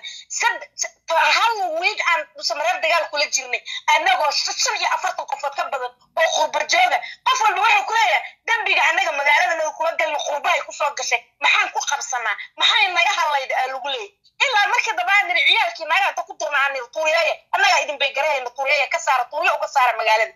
war ina adeero gacali wax nool meesha alaaba hadda ka jooga indha aniga ii muuqdee ninka berri horta asaga hala ii raadsaday asaga naftirkiisa hala ii raadsaday wariya ilmaha hadii kaliyood already naagtaan ay 500 ku soo qaadatana hadda isdhiib hadii kalena naagta Soomaali kula joogta ay ka fakan waa maadsantaa buu macaan waa aad mudan dawladda Soomaaliya haano dhaqdhaqaaqeeda waa la socdaa ilmaha yar ee halka lagu kala wareegayna waxaad ogaataan ilmahaas isagoo nool inaanu ka dhoofin garoon diyaaradeed oo Soomaaliya laakiin qaabab kale ayaa lagu saaraya afkeeda waxay idin ka qirtay waxay tiri dad nool haddaan rabay tiri airportka waa la iga dhoofinaya taasi waxa ay dhaawac ku tahay dawladda federaalka ee Soomaaliya dad nool haddaan rabay tiri haana airportka waa la iga dhoofinaya waa laga saaraya Soomaaliya maamulka Puntland waa in gabadhaas gacan bir ah lagu qabto waxaan la hadlayaa qof noo joogay Puntland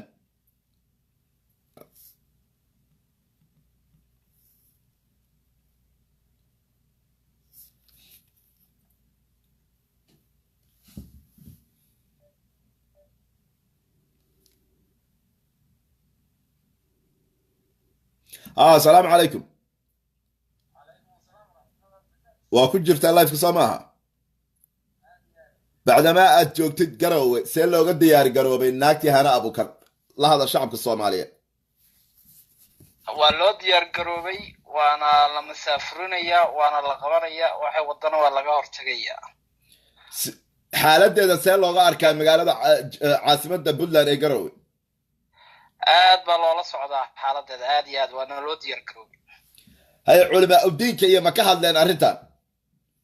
arrintaa waa la wadaa galmudugna way iska soo ceeriyeen marka saasay dhinaca puntland u soo aatay wax dawladdu iyadu wax dhaqdhaqaaqa dawladdu shacabku waa kaceen laakiin dawladdu say u aragtaa naagta dawladda laftigeeda waa ilgaar bay ku haysaa waa lala socdaa dhaqdhaqaaqeeda ma laga yaabaa inay jiraan shakhsiyaad puntland jooga oo la shaqayn kara iyada hawlo la wada way dhici kartaa okay aad iyo aad baad u mahadsantahay waa ku salaamaya ummadda Soomaaliyeed maanta wax idinka qarsoon ma jirto waxaan halkan kala hadlayaa kaltuun cabdilaahi inaabtiday iyo daahir calaso oo labadooduba xaq darro ugu doodayay hana abukar wax kale oo dhan maanta meel dhiga wax kale oo dhan maanta soo laalaaba weydiiya meesha ay geysay qoyskan ee ay ku sugan yihiin 4 caruur ah iyo hooyadood afkeeday ku qiratay maysan dafirin in iyadu ay meel geysay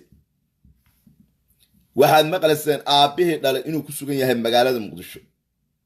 looyarad uu qabsaday reer Vancouver iimaanku waad maqlayseen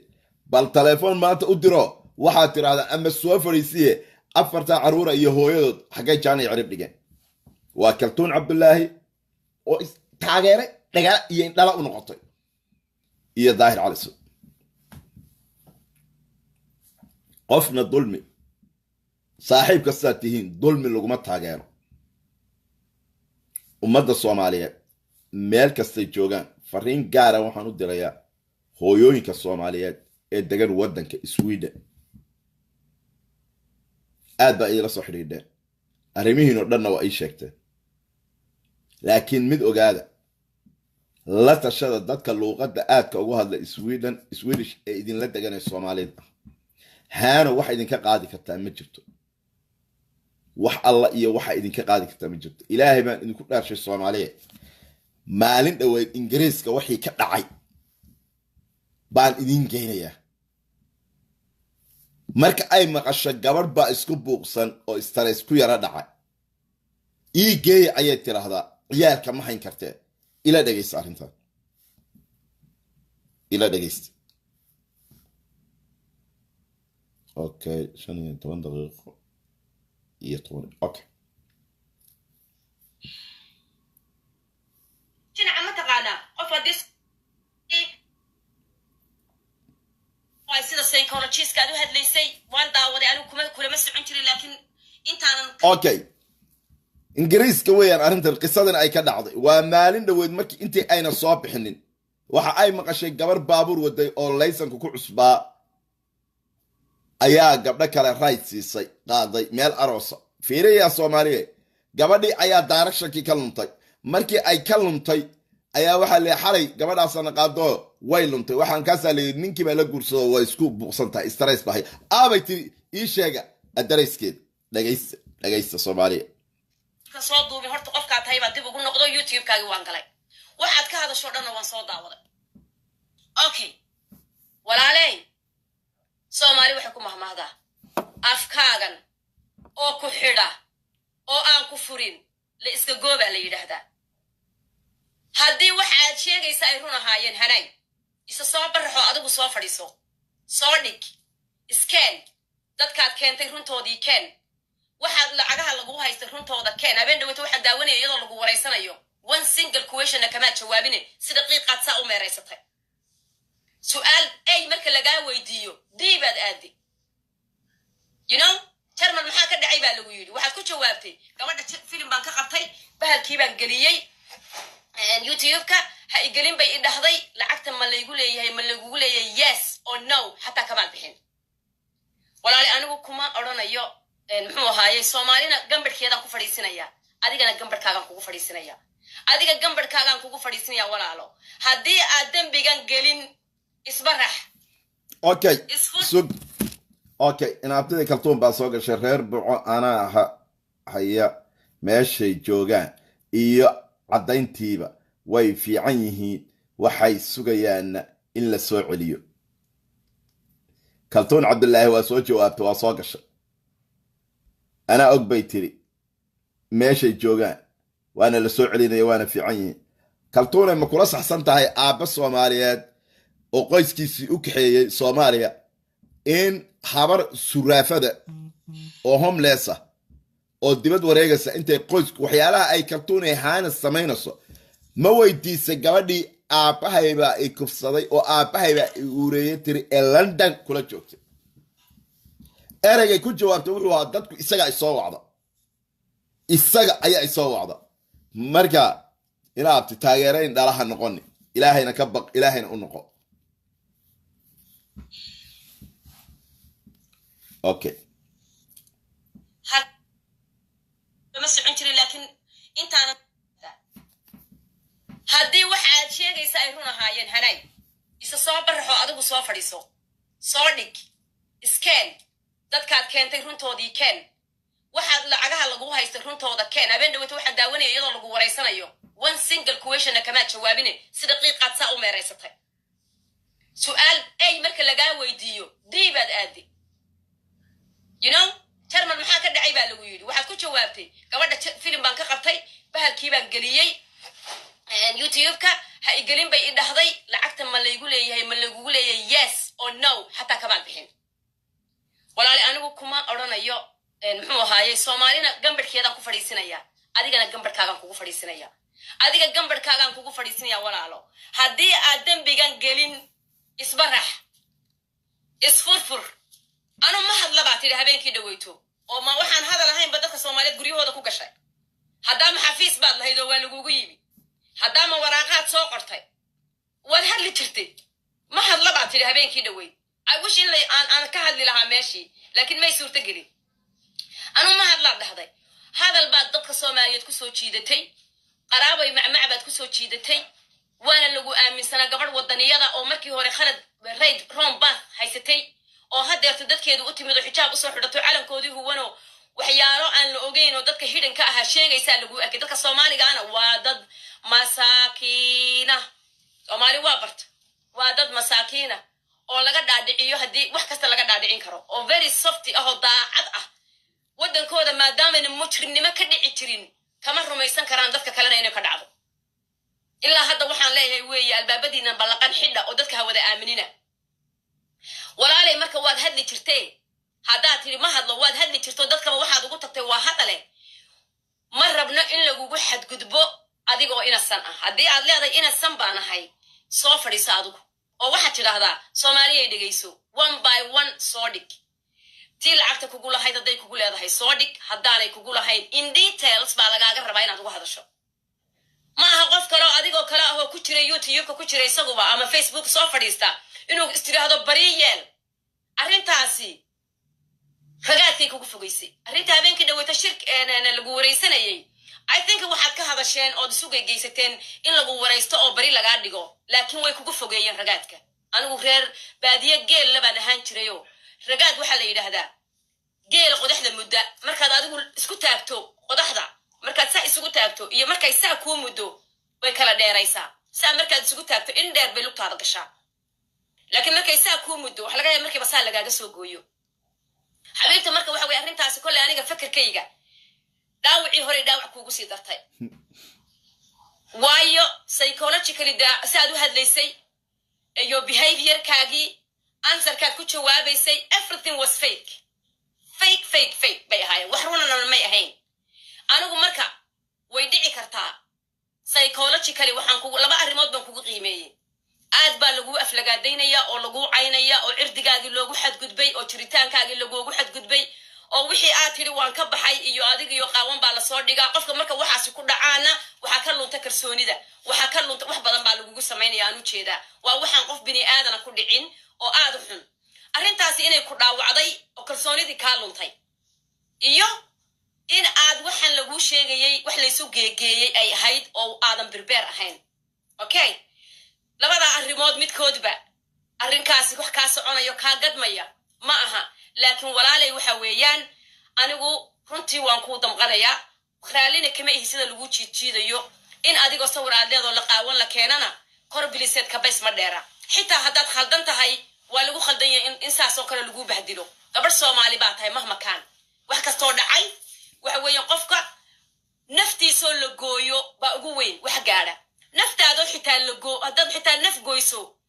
dee diinta waxay kugu xukuntay baa waajib kugu ah laakiin waajib kuguma aha in lagu jiijiido cirdigaaga lagu xadgudbo adoo qaawan lagu soo daadiyo oo waxaad midda labaad sawirada haddii aad haysatay ood ka toobad keentay dee waxaan kaa filayay inaad ka saartatay social mediada oon cadowga kuu adeegsan inaan lagu adeegsan baan filayay wixii xun aad ka baxdo waa laga tagaa dhegaysta waxaa soo socda dhegaysta hadday kuugu jiraanba facebooka soomaaliya waxaa soo socda dhegaysta dee you are devil person there waxaas inay kuugu jiraan bulshadu daawato iyo inaad qofkan tahay imika ama qof baa tahay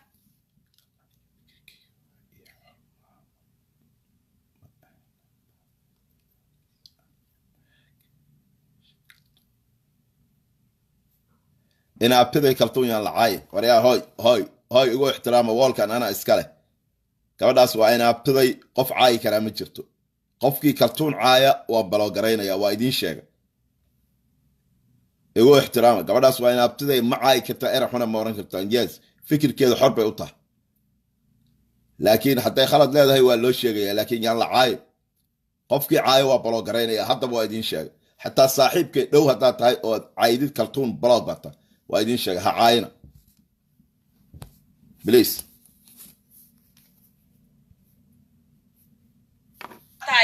laakiin hano come on raali kama ihi anigu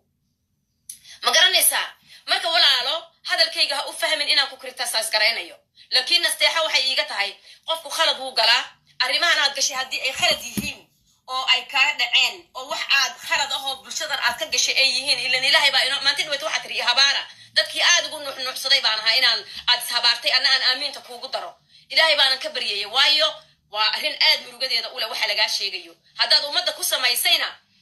dee xitaa hadday dhagax kugu diraan ay cadcad kuu gooyaan sumcaddii soomaalidu ma soo noqonayso laakiin in allaha qafuuru raxiim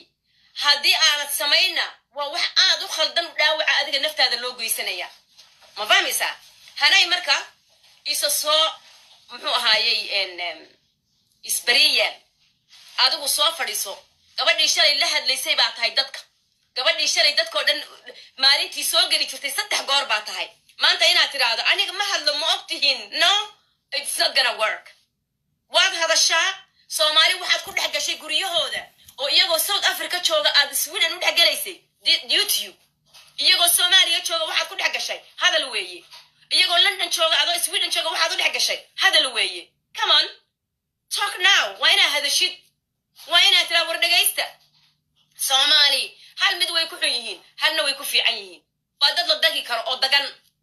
oo qof intuu u yimaado ilmahooda inuu iyagoo saa u soo tagan ka qaado waa laga yaabaa habacsani haddayse kugu soo jeetaan waa jinaca ma taqaanaa qof haddii subag la mariyo quraanjo la dhex fadhiisiya ka waranta dharka laga bixiyo midba meeshu soo gaadhu ku qabsanaya xitaa iyagoon ku hubin iga wallaan ku dhaartay noloshii kugu dubayaan ku ducaysa ilaahay Soomaali inuusan kugu soo jeedin iyagoo xun wajigooda xun alla kuguma soo jeediyo ma fahantay you're not gonna survive in this way walaalo meelaba kuma dhuuman kartid laakiin waxa laga rabaa waxa weeye dadka Soomaaliyeed waa dad naxariis badan oo waliba calool furan inaad tiraahdo waryaara dhageysta anigu waxaan fiyo baan ku raadinayay cidna ma arag cidna ma maqal waxna idin kama fuulin waxna idin kama iibin kaliyana ma cunina iga taga oo idaayo cafiya way ku cafinayaan waa dad calool fiyo inaad wixii oo cad keentid oo tiraahdo walaalayaalo muxuu ahaayay anigu waan khalda muxuu ahaayay khaladkan waan arkay waxaan u ahaa yani you promoted yourself lacag baad ka ururisay kanaad yeeshay hooyaad leedahay ilmaheedii ma tarbiyad taqaano who do you think you are markaad leedahay hooyadu ilmaheeda ma tarbiyadayn taqaano annaga ilmihii markiiba waa arka waa isfahanay oo so what ilmuhu dee haddaad doonayso bannaanka inuu ku cayaarad hooyadii ka fidnayso that's what the babygu rabo so haddaad ku tidhi ilmaha ma aha in gurigiina lagugu yeedho xaq baad u leedahay inaad cayaarto straight away he will understand you weliga adigoo gabadh yara bannaanka ma u cararta oo inaad soo cayaarta ma rabtaa labada kamood baanu gacmaha ku qaadi jirnay 4 xaafadoodna inaanu kasoo jawaabo jaanu doonayna markaanu yarayn haddii qof bannaanka istaago yidhahdo hooyada maxay kuu dilaysaa ha u tegin dee qofkaas allaha baryartani fiicana qof walba wuu daba dhiganayaa saaxiibay marka waxaan justification ka dhigin Soomaali culimay leedahay waa dadka leebariina iyagoon wax qorin waxna akhriyin bay aqli iyo fikrad fiican leeyihiin ma aha dadka hurde nationada kale oo kale ma aha dad la abuse gareeyo ma aha hadday kugu soo jeestaan waxaad kaliya oo ku dhex joogi kartaa oo sumcadaadi ku soo celin kartaa one of the two inay ku cafiyaan iyo inaad wixii aad gashay adigu isbari yeeshood labadaa un adu kala bixiso magacyo laakiin ma wax loo malacsiin karo even though ay qaar ku waayaan meesha tagtaba labaatan tiibaa ku hortaala sida tukahay kugu ciyayaan sida tukaha ayay kugu ciyayaan ma fahantay hanay isbari yeel soo baxanoy waliba waxa weeyaan haddii aad maanta la timaado wax la garto deeda waxa weeyaan waanu iskaa garab taagaynaan waxaanu leenahay hoy ka hadha ilan gabadhu qabiil kala yeelan mayso qolo kalena yeelan mayso nation kalena yeelan mayso Soomaali bay ka dhalatay samaanteed iyo xumaanteed hana waa Soomaali baan leenahay ha loo dhibriyo laakiin inaad wixii hore burush ku sii darsatid Soomaali wallahi siraan ka haya hadalkan ka diidaa saasa Soomaali sir badan baan ka haya na qof kasta ceeb uu leeyahay ceebta dadka adaa baadbaadho lacag ku raadiye haday Soomaali nation aan ceeb lahayn ma jiro ceebaha dadka albaabadooda adaa garaacay we don't want dadka in loo dhaafo ma fahantay hadii la hadlo hade saaxiibay intaan xoogayga wax ku xoreynin afkayga wax ku xoreyn kara anigu dadka Soomaaliyeedna inaad tiraahid ceebahoodaan haya ceeb maanta taadi ba taala maayay banaanka Soomaali hooyo iyo aaba miidhan weeyaan wiil iyo walaal weeyaan gabadh iyo abtigeed weeyaan ceebna ma laha markaad leedahay ceebtoodaan haya adaa raadiyay ceebta oo lacag ku raadiyay no way waxyaalahana waa kaa qaadanayna waxna lagaama qaadanayo dadka Soomaaliyeed ceebtoodaan haya waa wixii lagaa raacay weeyahana kuulamay talin dadkii aad la tashatay may kula talin kas markaad tiraahdo Soomaali ceebteedaan haya am one of them Soomaali baan ahay xaruntayduna waa Soomaali ma fahantay this is my duty inaan Soomaali difaaco soo markaad tiraahid ayagoo markii hore ceeb kugu haystay oo gabadh iyo aabaheed baa isfuulay aad tidhi oo muxuu ahaa diinta islaamku na bartay walaaluhu xataa isumaha moodaan wiil iyo aabi gabadhiis daaye haddaad dhahdid maanta muxuu ahaayay Soomaali ceebteedaan haya you threaten on us mana kaa yeelayna saaxiib qualification kaaga ani maanta haddaan idhaahdo caafimaad baan sharaxaya qualified baanu ahay google-ka igeli magacayga saddexaan haddeer idinkoo dhan wada geliya waa qualified nurse London bay degan tahay jaamacadaasay ka baxday caafimaadkan doona haddaan soo dhigo maanta qof igu qabsan karaa maad dhiganin ma jiro psychologist baad cayaartay ma fahantay hay-ad baad noqotay NGO oo dadkan caawiyaabaa tidhi psychologist baad iska soo dhigtay hanay muxuu ahay wadaad baad iska soo dhigtay hanay wax kasta Soomaali waa toob kasta waa u soo gashatay ma fahantay saaxiib haddaad soo gashatay khalad waad geli kartaa absolutely laakiin maanta marka lagu yiraahdo waran inaad tiraahid Soomaali ceebaan ka hayaa ma ogtahay oo aad tiraahdo la yiraahdo waa la bajinaya no albaabka anaga taagan saaxiib this is a Somalian door anaga taagan cidaanu ka furnaana way soo galaysaa cidaanu ka xidhnaana waa laga xidhaya hadday saa noqoto mana ogolin ma fahantay dulmi in lagugu sameeyo wallahi ma ogoli aad baan uga gubtay sawirad qaawanta haddii la soo dhigo waanan karbaashi doonaa waad dhegaysan doontaa ma fahantay in adiga lagu dulmiyo ma ogoli yaa ima shicibka Soomaaliyeed in la dulmiyo ma ogoli in lagu joogsadana ma ogolide ma fahantay damiirkayga isiinay taa inaan diido adoo shalay lagugu haystay hooyo iyo ilmaheed inaad isku dirtay adoo shalay lagugu haystay aabe iyo ilmihii inaad tiri muxuu ahaayay way iskoreen adoo shalay waxaad soo dhigto dhan aan daawaday haddaad maanta ku sii degtid ceebihii minaan haya markii lagu yidhi naqanci gabadha yar 23 jirkii ooyaysa iban muxuu ahaayay waxaas ma soconayaan walaale kama soconayso hanay isbarax waxa weeyaan war waxaan galay dheh war waxaan adii sheegaysaan run buu ahaa dheh liq waaba xigta ma fahantay marka taa horta hanay adaa iskale jawaabteeda saaxiib soo bixi laakiin qaladkii hore qalad ha ku siin waa barayfadkaaga adaale haddaad tiraahid barayfad lifekayga ma soo dhigayo laakiin hanay waxa weeyaan waxaad tiri barayfad lifekayga soo dhigi maayo ma fahmaysaa barayfad lifekayga ma soo dhigayaa tiri caruur baan leeyahay ma soo dhigayaa tiri good nin baan leeyahay ma soo dhigayaa tiri waa sax waan kala ogolay anigu I agree with you why baad u soo dhigaysaa hooyo Soomaaliyeed iyo reer Soomaaliyeed barayfadkooda nolosha markaa why macalihi bal fakir reer Soomaaliyeed baad soo dhigaysaa hooyaad ilmaheedii iyadii isku diraysaa ilma yar baad waraysanaysaa waxaad leedahay aabaheen baa ikreydhaha sidanaad yeelaysaa why baad barayfadka ceebta dadka taadana u qarinaysaa dadka Soomaaliyeedna u soo dhigaysaa why ma iga sheekayn kartaa guurkii baad gabdhihii u qoonsatay oo markii la yidhi carruurtooday fuulayaan bad rag iyo dumarkii saa isaga hor keentay ma fahantay aabahoyaashiba ilmahoodii baambarka ka bedeli waayey oo la yidhi naamu odaygu muxuu ahaayay si kale noqdaa ma fahantay saaxiibey haddaad adigu ceebtaada iyo personalkaaga u diiday social mediada waybaad qoys Soomaaliyeed tiisa u soo dhigaysaa markaa waayahay waybaad u leedahay ceeb baan idinka haya sir baan idinka haya taadii haddaad asturatay waybaad mid kale u faarfaaraysaa markaa bal iyaga soo jawaab wow this is very clever waxaad leedahay it's the same time baad waxaad leedahay anigu social mediada ninkayga ma soo dhigayo anigu social mediada ilmahayga ma soo dhigayo and you following another families empties inaad soo dhigto od hooyo Soomaaliyeed kaga oohiso od hooyo Soomaaliyeed kaga cadhaysiiso od abba Soomaaliyeed kaga cadhaysiiso od gabadh wiil Soomaaliyeed kaga cadhaysiiso od gabadh Soomaaliyeed kaga cadhaysiisid I know what you did when you were in London dhageysta ma fahmaysaa why baad ceebta dadka uga raadinaysaa marka waxaad soo sheegto dhan waa ceeb waan ku daawaday 3 cashan kugu maqnaa waxaad soo sheegtay waa wada ceeb aniga sidaan la ii yeelay haye habar yaro aniga sidaan kala la ii yeelay haye ana sidaan la ii galay haye waayahay adiga marka ceebtooda marka raadinaysid yaa ku siiyay sharci taadiba waa adiga qarsaday hanoy hano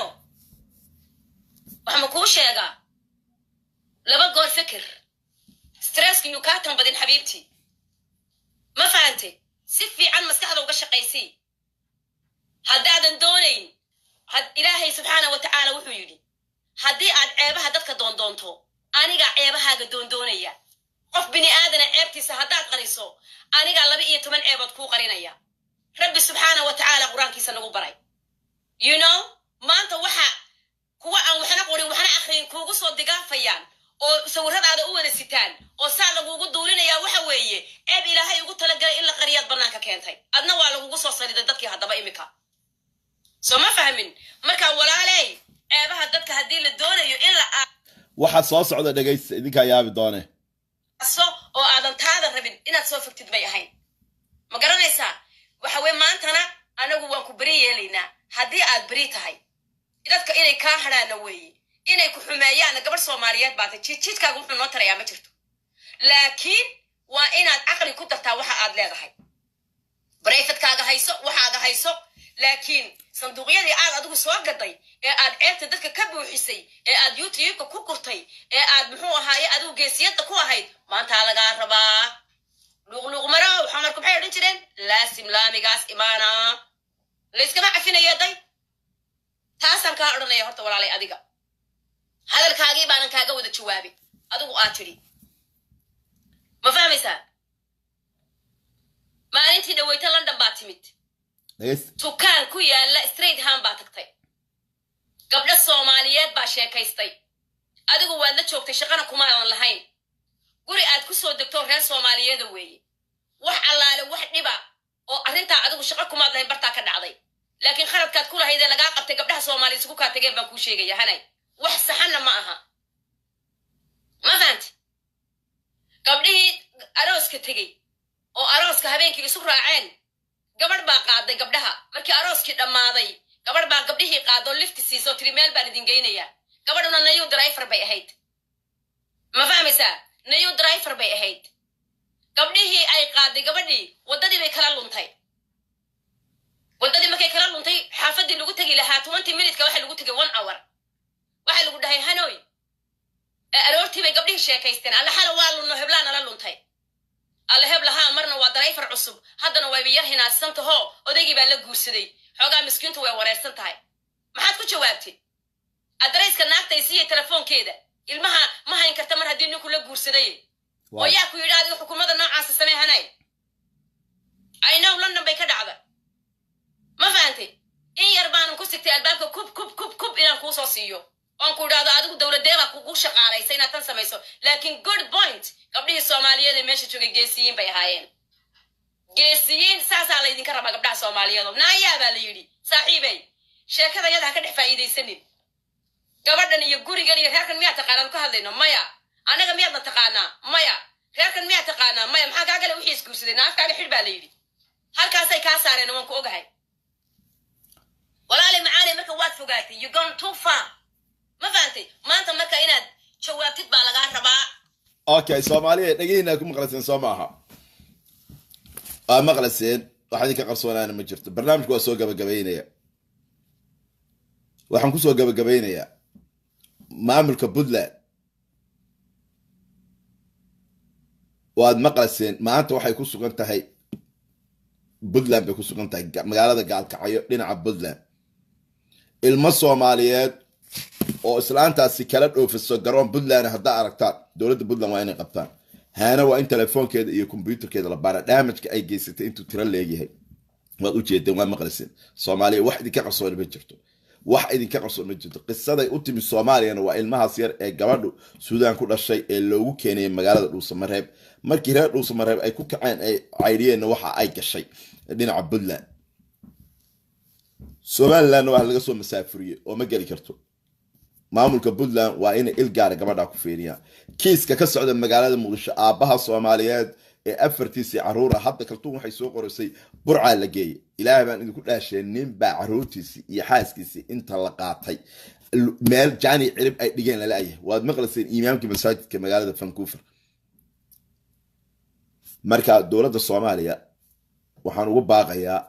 haano gacan bira waa in lagu qabto wadan passport Swedish wadata waa lagu dhex maxkamadeyn karaa wadanka Soomaaliya sharciga Sweden waa ogol yahay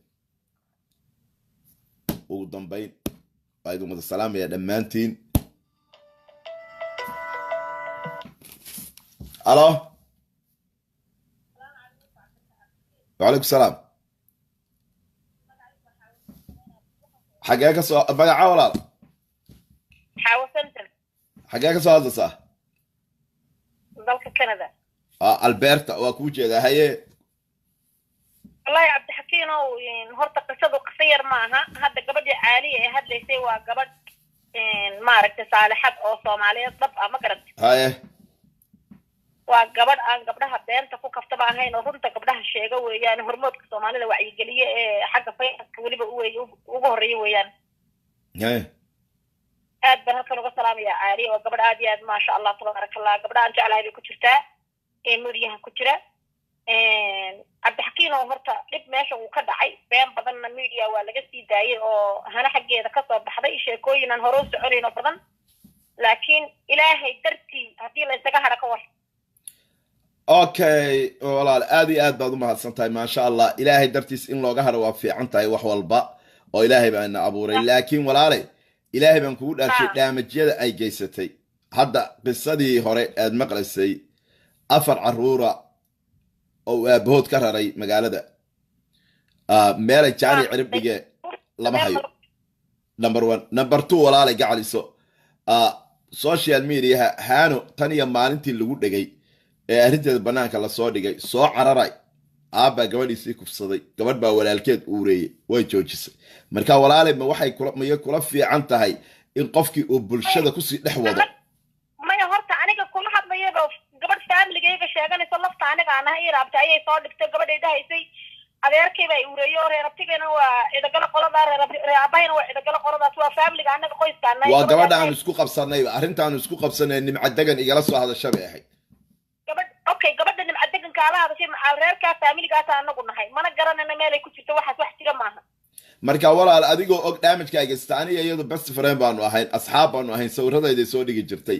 laakiin markii waan la socday Abdi Xakiin oo anigu hadda kula hadlay maalin horena meesha waan ka hadlay aniga iyadoo ay soo wacday igu push gareynaysa inaan qof iska dhigano baan ku idhaan qof Soomaaliya been kama sheegayo waxaan jirina media Soomaaliyeed oo marin maayo iga qalee baan ku idhi ma garad oo yani seebay ku soo wacday kula hayd qof iska dhig waxay ii soo wacday kulli gabadha kalena way ismaqlaysaa gabadh maana soo joogta bay igu tiri baa gabadh sheegaysa inay haysato gabadh ayna dhalin gabadhaasay doonaysaa in la sheego adigu iyada maxay u hadli weynaa ku aniga maxaan u sheegayaa marka maadaama aynu aragno horta qiso badan bay samaysay maantana godkeeda biyo ugu galeen qofta mana ma taaban doonto haddii caqli leedahay haddii hore okay walaal gacaliso adigoo intaasoo dhan og ma waxaad tiri ilaahay dartii ha lagu daayo waa wax fiican in ilaahay dartiis wax walba looga tago laakiin damage ay ummadda u geysanayso okay go ahead damage-ka ay ummadda u geysanayso adigii hadda ilaahay dartii ha lagu daayo walaalo oo i waaninayo maasha Allah ayay kugu dayday inaad been sheegtid aan hadla markay horta faaxishay geysatay wax faaxishaa faaxishada ay geysatana wax laga soo waaqsan karo maaha dunida waxay noo marisay aabbo Soomaaliyeed oo gabadhiisii waxeeyay ilmo ka dhalay oo hooyadiina arkaysay albaab albaabka u laabayso waa sheekadaan ka samri waayey هاي tii miyiga ka dhacday taas ay iga darnayd هاي ma garat هاي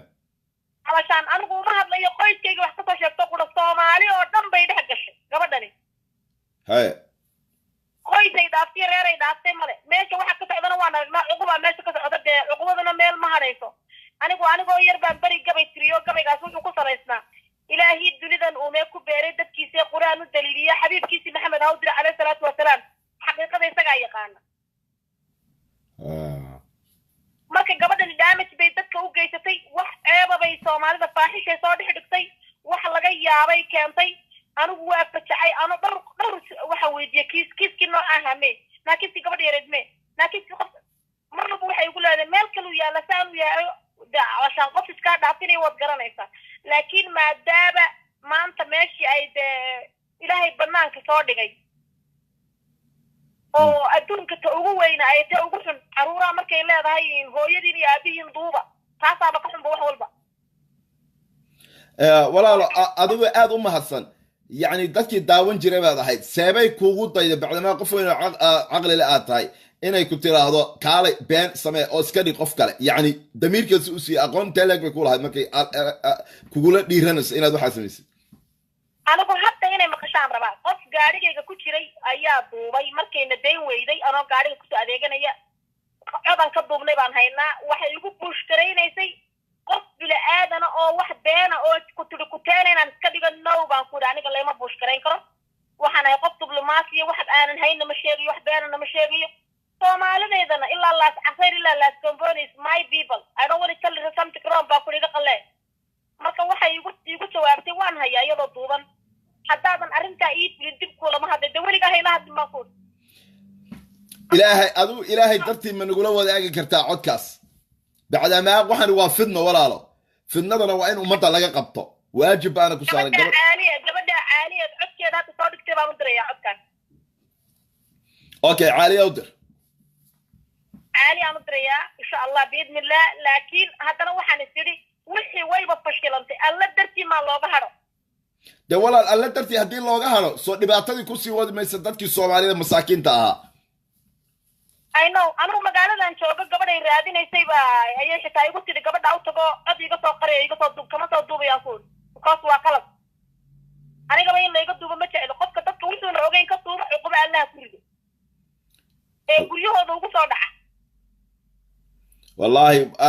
taladaadu waa tala fiican laakiin in ummadda laga qabto adiguna ajar baad shaqaysanaysaa codkaas waad dhiibaysaa si ummadda Soomaaliyeed ay waragto Soomaaliya dhagihina maanta wax ku maqashaa ga walaal aad baad u mahadsantahay tabakan horta anigu been sheegi ma qalad badan bay soo qof hadda qoys Soomaaliyeed qofkii ku qaldan hadda jid maxan leedahay adigu ku qaldan soo ma ogid waarun marka anigu aasa Soomaali u hadlaya ilaa laas asayd laas Camboni waa dhulkaygii waa dadkaygii waa dhiigaygii قبل قرآن كما ترسل سومالي بالله سوماليات بانا مقعي قوة حوشمت تيجي دعان كي قوة سومالي مركا قف سومالي نقول يكون حد بدون الدوري ولا لا أديك أقوى أنت اللي قوة سكولة هيدا هذه يدو يعني نقول مليون بانك برتي ولا لكن هذا وحن فاحشة دحضي وحن لا إلهي درتي وين أرقني قف كيدا بقد أنا بسكراب دمنا سين معي وحيد نمر دم داون معي because واحد كده وحيا بالله هذا أخذ أخذ بيدوم يسي أدنى أخذت بكل مانس إن شاء الله aad baad u mahadsantahay boqolkiiba boqol taladaadi siisay laakiin waajibka ku saaran waa inaad waxaan jeclaan lahaa wallahi waxaan jeclaan lahaa in la iska daayo because wixii baa too much noqday okay haddii la iska daayo ummadii dhibkii ku sii wada ka war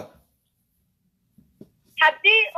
horta hadda waxaad tidhi boosaasaha lagu qabto hadday ilma dhoofinayso waxaan kuu sheegayaa soomaalidoo dhanna ha maqasho qofka turga ilmaha dhoofiya taargetka isaga ilmaha ma kaxeeyo qofkaan laga filayn baa kaxeeya ma fahantid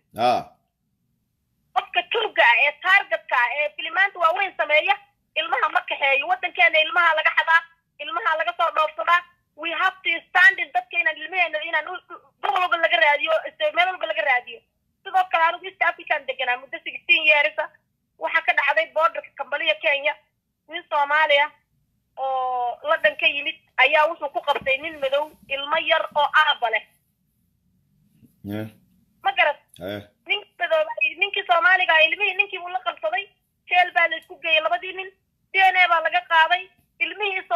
lahaa iyo ninkii wuxuu dhaanaa dhalay madowgina wuxuu dhaanaa dhalay ilmiina af Soomaali buu ku leeyahay aabo inankii Soomaaliyeed ilaahay baa wuxuu ka dhigay ilmi yara iskidii ka dhigay ilmi halkiiba ninkii madooba laga qaaday Soomaali hadaynu nahay waynu baaba'anay oo waynu hoognay qaarad walba dhiigeeni iyo deecaankeeni baa yaala inaga isbaabinay Soomaali hadaynu nahay ala kulli xaal hadii aasa Soomaali ahaan aynu inagu dadkeena u naxno oynu joojino kana tareera oynu joojino kana gaan oynu joojino kana hebel fulaan ah oynu Soomaali magaca Soomaaliyeed hada target ku raadsano wallahi waynu soo noqonaynaa wallahi laakiin intaynu ku jirno ana amiir anta amiir reer gobol reer hebel reer fulaan qura iyo galool dad ma noqonayno okay walaal ma isku dayday inaad la xiriidid oo aad tala siisid iyada oo tiraahid bacdama aad fashilantay ummadda Soomaaliyeed intii aad dhibaato u geysan kartay waad u geysatay walaalay gabar Soomaaliyeed baan ahay arintan George oo ka bax ma isku dayday markaa maadaaba ay anigoo intan leego qof weyn oo Soomaaliyada oo ku hadda ku sheegay Soomaali baan igu tiri qof iska dhig I don't think so intaan wacayna aniga waana iga maqlayso mana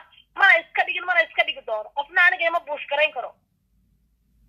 ma fahant qofka bilow aadanka ee la yuus garaynayana isagaana walba qof ahayn aad baad umahadsantahay dhowr codoo gabadh qura noola eg bay dhayay soo gelisay ee markaan arkay anigiiba intay igu tiri qof iska dhigdee sidaasoo kale qofka kalena soo kaxaysanaysaa marka qofkii ka yeela isagaa dhintay oo dee khalaas ah waa nothing you know what I mean kulli wixii ay wada sheegi jirto dhab halka waxa ka cad inay wax wada been ahaayeen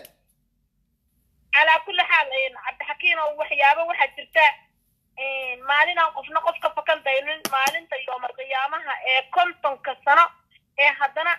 bacadka la taagayay ee qof waliba qof wuxuu u geystay uu soo matagayo anu waxaan xitaa rasiidha lacag ku direban hayaa dadka soo tusi karaa laakiin waxaygi maxaan u niyoonaya sadaqa ilaahay xaqiis arunta aad baad u mahadsantahay 100% insha Allah qof dhimanaya markay soo geliso ee waxaad qabanaysaa qofkan waxaad cunaysaa wuxuu tuu arun ay haba rasiid hana Abuukar baan ugu qoray way soo wacday waxay igu tiri lacagta magacayga bedel maxaan ku bedelaa baan ku ri hana baraata ay haba still rasiid koon haya haye marka aniga marka waxaygi hadii qiyaamo ku baxay iyo hadduu qiyaamo ku bixinba waxaan u baxsaday waa qofkii calaalka ay ku soo deysay anigana sadaqadii way ii jirtaa qofkii beenta sheegana aakhirada baa u sugan aad baad u mahadsantahay 100% adiga mudan habariyo jazakallahu khayr Soomaaliye waa u jeedaan gabadhaas Keenada ka soo hadashay waxay ka hadlaysay maqalseen ismayna aqoonin iyadii lafteedii ayaa ku tiri kaale been sheeg oo qof kale iska dhig cod baan ka duubay bay tiri codkii caaliyan u gacan gelinayaa bay tiri waana soo gali doonaa baraha bulshada aad baan dhamaantii idin salaamaya laakiin ugu dambeyntii barnaamijka waan ka baxaya maamul goboleedka Puntland iyo dadka mas'uuliyiinta ah qofkii haana lagu arko waa in dawladda maamulka Puntland ay daba galaan qofkaas wuxuu la shaqeynayaa gabadhaas ilgaar ah lagu fiiriyo dhammaanteen waxaan idinkaga tagayaa salaanta islaamka assalaamu calaykum waraxmatullaahi wabarakaatuh wada shaqeyn waxa